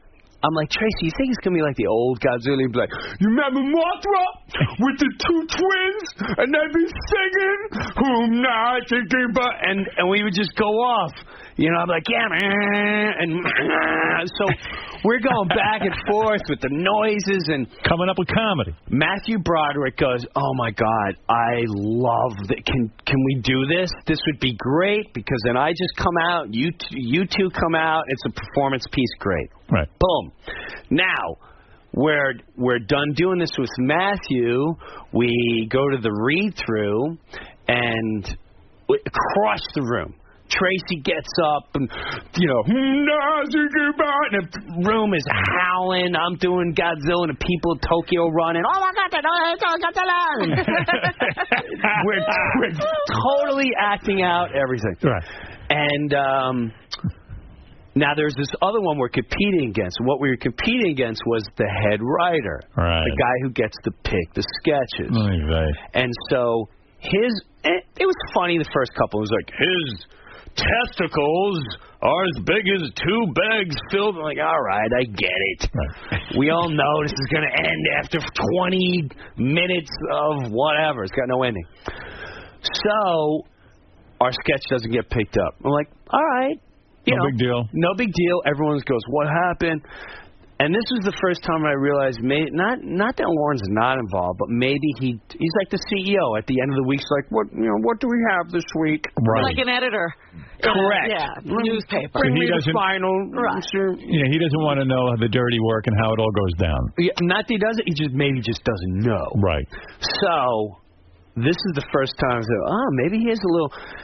Someone stopped me and they said, what happened with that sketch with you and Tracy? How'd that not get picked up? Oh, what are you asking me? You're one of the producers. What are you asking me for? Right. Let me talk to someone. Well, now I'm home on a Friday night, and they go, Jim, we need you in here in 2 hours. You and Tracy. The producers want to see the sketch. I'm like, what? How many times we got to do this? All right, we're coming in. So now we go in, and we're blocking, and usually when you camera block, it takes a good hour for camera.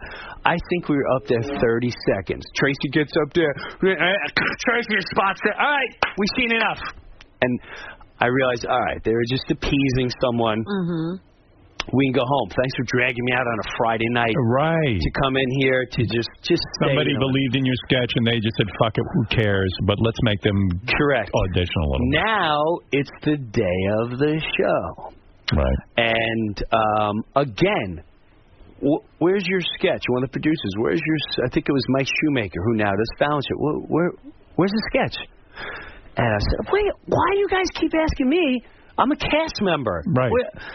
All right, we're eating dinner. Me and Tracy eating dinner. We're about 5.5 hours before the show, 2 hours before the dress show. Yeah. They come down. Two of the head writers. He goes, get your stuff together, and Lauren wants to look at both things, the monologues for just go up there and you have it ready. All right. I go up there. When I go up there, the head writer, I swear to God, like a 5-year-old child, Matthew Broderick's going, I don't know, wait.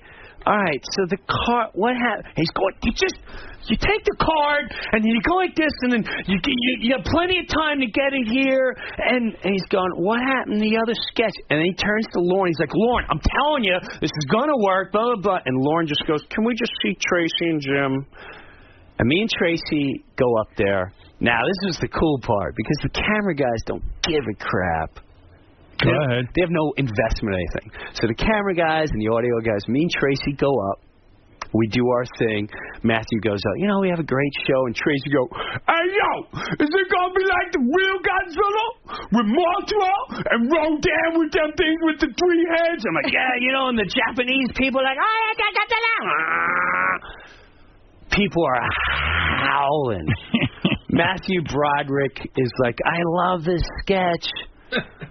And the camera guys literally, I'll never forget this. Frank, the camera guy, goes, is there really a problem deciding which one is going to work here? Right. So I could tell this pissed the guy off. But I'm just being humble and just doing the job. Right. We finish. It is now about a half hour before dress. Well, you have to warm up the crowd. You're not going to have enough time to do everything they can. To keep the sketch off. To keep the sketch off. Finally, 10 minutes. He's saying, go on with the crowd. He goes, be ready for your monologue. We do the monologue. Crush. Right. We probably YouTube the bit. Crush the place. Now we're getting ready for the live show. Right. And thank God my wife was a witness to this. Because she would hear me bitch and complain. Right. And she's the only one who would go, why don't you quit? Like, you don't quit, son. Are we retarded? Right, it's a big gig, yeah. No, this guy's an asshole. Forget it. I'm in my dressing room waiting for the sketch. Now, I already got the other one cut. I already went through the, I'm sorry, Matthew laughed because the other one, that one's definitely out. Right. But, hey, you got your monologue. So now we're about to do the monologue, and the guy comes in, and he goes, okay, we filmed the dress show, so that'll probably air when we do reruns. So we're going to go with the other one because the problem is Tracy's doing The View tonight, and we're never going to be able to get him in makeup. And I went, wait, hold on a second. Are you telling me you're willing to sacrifice this sketch, and I want you to really tell me it's because of makeup? Please tell me it's because of makeup. Because you are full of nitrogenous waste. You lost it. Oh, I lost it. And then my wife was there like, wow, I never knew this really well. And he's like, oh, hey, D, hey, boo-boo.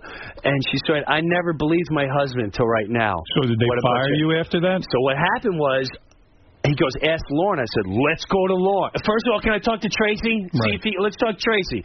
So I go up to Tracy like, don't fucking, if they say you can't, don't listen to that bullshit. We're doing the monologue. Fuck him. Fuck that sketch. Fuck these guys. Sing freedom. We shall have freedom. So you went nuts. Stand before me. Hold your wigs high. We, the cast members, will rule the world. So I've had enough, and I know there's going to be a new reign of terror. Fuck these guys. Yeah. So I go up to Tracy, tell him he goes, it's a thing with Lauren. I said, then me and you are going to Lauren right now, and we're going to talk about it. Oh, you can't talk to Lauren right now. Well, we're talking to him right now. Well, he goes, just give me 2 seconds.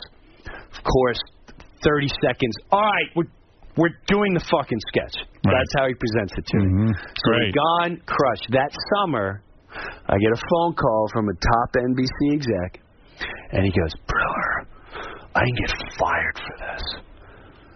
What happened this year? I went, he goes, all I can tell you is that there's a main head writer doing everything. He's insisting you must be fired. Wow.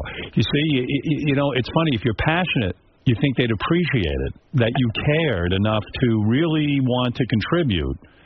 And now everyone's trying to do you in. And that's the part that's baffling to me. That's not good. That's the part that's bad. So do you blame Lorne Michaels? Shouldn't he be on top of the team and see that the guys who are, producing and the guys who are trying hard, they should be rewarded and not thrown out? Well, let me ask you this.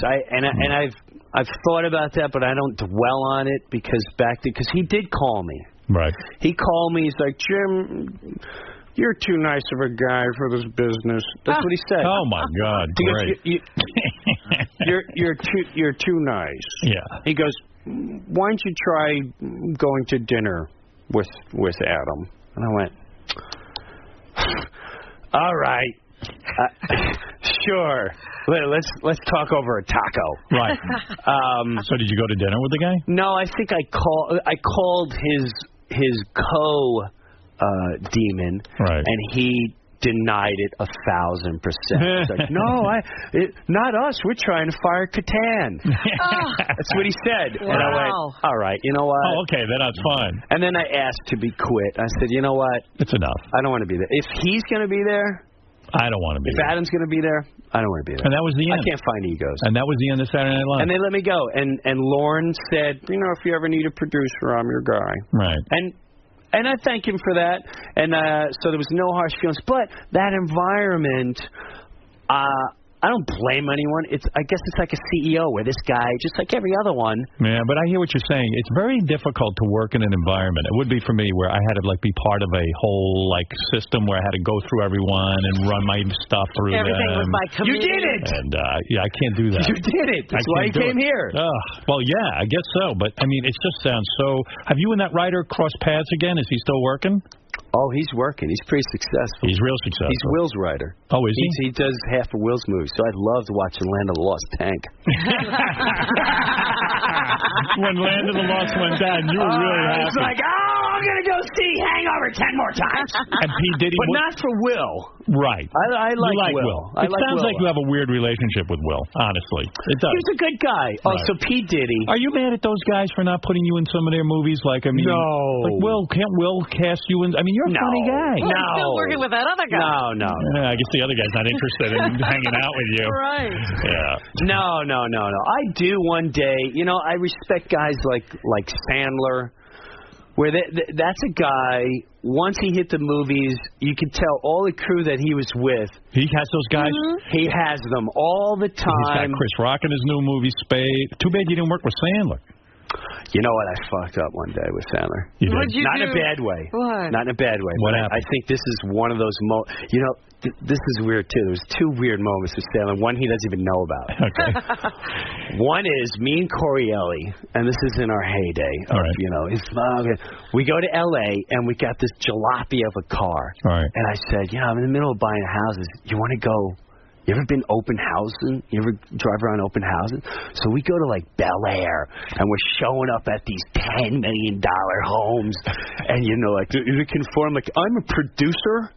How much am I make? $8 million a year. You ever hear of Elektra Records? Yeah, I'm Elektra. Right. So we're checking out all these mansions, whatever. So this one place we go to.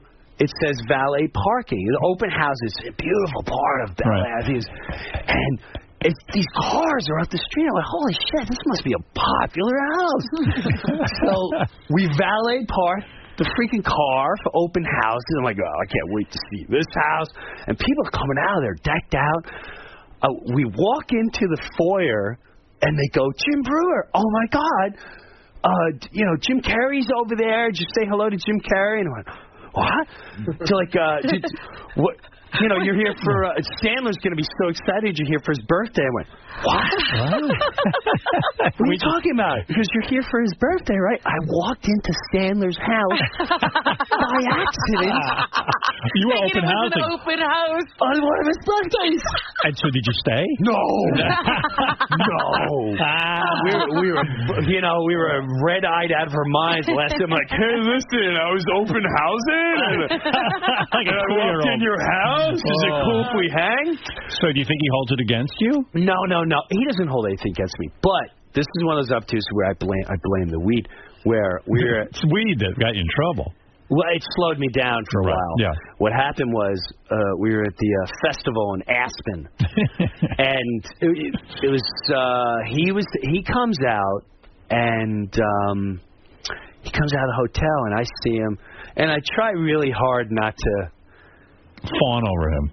Yeah, not that I want to fawn over him, but he's one of those guys I'm like, man, if you really knew me. You put me in all your movies. Dude, you'd love Dad. I'd make you some money. I pitched something years ago and it just didn't pan out because you weren't there. You didn't want to do all that. No. So I'm trying to, and he turns to me and he goes, listen. He looks around. He's like, listen, I'm in room 242. Come there later. Come to the room. I went, okay. Sure. Yeah, right. 242. Well, of course, I got snowmobile. You were smoking weed and snowmobiling. Smoking weed and snowmobiling, which I crashed the snowmobile. Oh, God. The only guy in the group that hit a tree. Right. That's how you showed up to Sandler's room? Whacked out of your head? No. Oh. I couldn't remember the number. So you never showed up. So I never showed up, and I'm thinking, oh my God, does he think I blew him off? Right. Does he look back like, I gave this guy an opportunity, and he went. He just blew it. So did you ever contact? Why didn't you contact him and say, hey, Adam, you once asked me to come. Wait a second, listen to me. Go ahead, I'm going to tell you to do something. Although, all right. From what I hear, Sandler's a nice guy.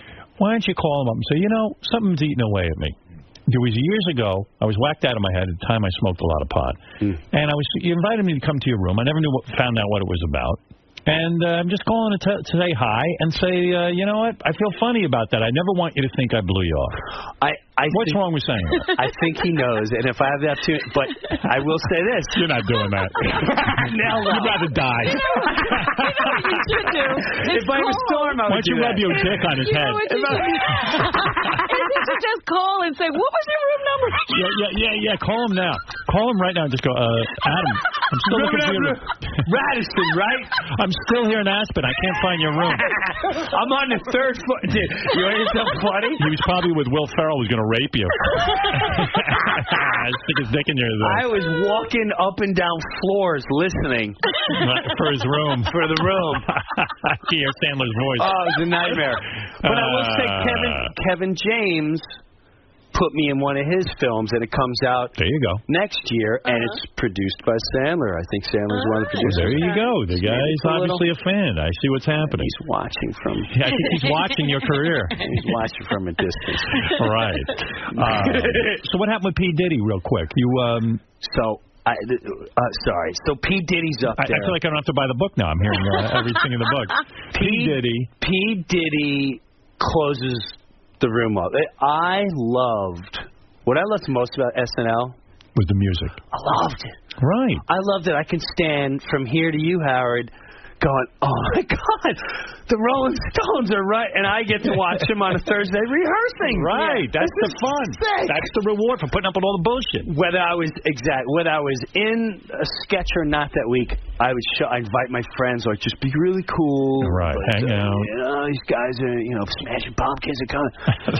So P. Diddy's coming with Jimmy Page. Remember he did it? Yeah. He did the rap version. Well, he closes the room up. No one's allowed to go in. I said, what the You're not allowed to do bullshit is that? So I go in. I'm like, come on, you. So like, nope, no cast members. So it pisses me off. Right. So I sneak in through a back way, and I'm literally like sneaking into a concert. I'm behind a can of paint. the paint section staring, and he's got these big guys, and they got, you know, they got their pieces showing, and Jimmy Page is and Pete Diddy is and I'm looking at him, hating him, and then all of a sudden I see Will as the flamboyant Ron just walking right. He walks up on the stage, and the guy in front of the paint with the piece starts walking towards him like, oh my God, Will's gonna get shot. Yeah. Ron's gonna get shot. Right. And he goes up on flamboyant Ron. Yes. And he goes up the stage, and P. Diddy doesn't even know he's there. Right. And he's and then Ron's just standing there with his hand out. Will, I'm calling him Ron. Right. Will is standing with his hand out. He went, oh, shit! And you can hear, and you know, and he goes, my name's Ron, and I'm very excited to have you here this week. He was in character. He stayed in character. To P. Diddy and Jimmy Page. And P. Diddy looked at him really awkward and then just bellied over laughing. So then you felt good about it. And then it was cool, and then he let us in. But up to that point, I didn't like P. Diddy anymore. Now you like him. Listen, I liked him. Thank you are on a rare roll, my friend. I see big things. Oh, yeah? I can't wait for the book. I'm not high. I'm not high. Can be pre-ordered. This is before the pre-order. Pre-order is very big. Very important. Very important. It's very important to Jim. It's not even important to Jim. It's important to the publisher. If I buy, like with your book, and I'm sure you didn't do it. If you buy like 10,000 copies, you'll be on the #1 bestseller list. Yeah, but it doesn't. Even if I buy the 10,000, it doesn't matter. Doesn't matter. What a rigged system. It's not kosher. Why don't you start producing? Start producing? I've been listening I did to you that. lately. And I'm not producing anymore. No more. I'm out of the producing business. Done. You're not going to live. I was very, very successful on it. I had many productions in production. I was miserable. It's a lot. It's a lot. It's a lot. A lot of people hawking you all day, and you got to sit there and you got to write, and it's a lot. Oh, you can't just do that Lorne thing where I'm hands-on. Gun here. Oh, you're hands-on. That's a different beast. Being hands-on and actually caring is that's exhausting. That's tiring. It's exhausting. You got to be really invested. You bet. All right, Jim. thank you. I love you for everything, and good luck with the book. And thank you for being here. Thank you. No, thank you for your support and your laughter and all that. And thank you. We'll see you soon. And I do recommend that people go on YouTube and look up Jim Brewer and Jimmy Fallon doing Dueling Aussies. It's very, very funny. It's a great time. It's such a good time. It's such a good time. Jim. Yes. How'd it go in there, man? It was good. It was fun, as always. It's always good to be back, right? It's always good to go in the kingdom. You're always full of stories. Full of stories.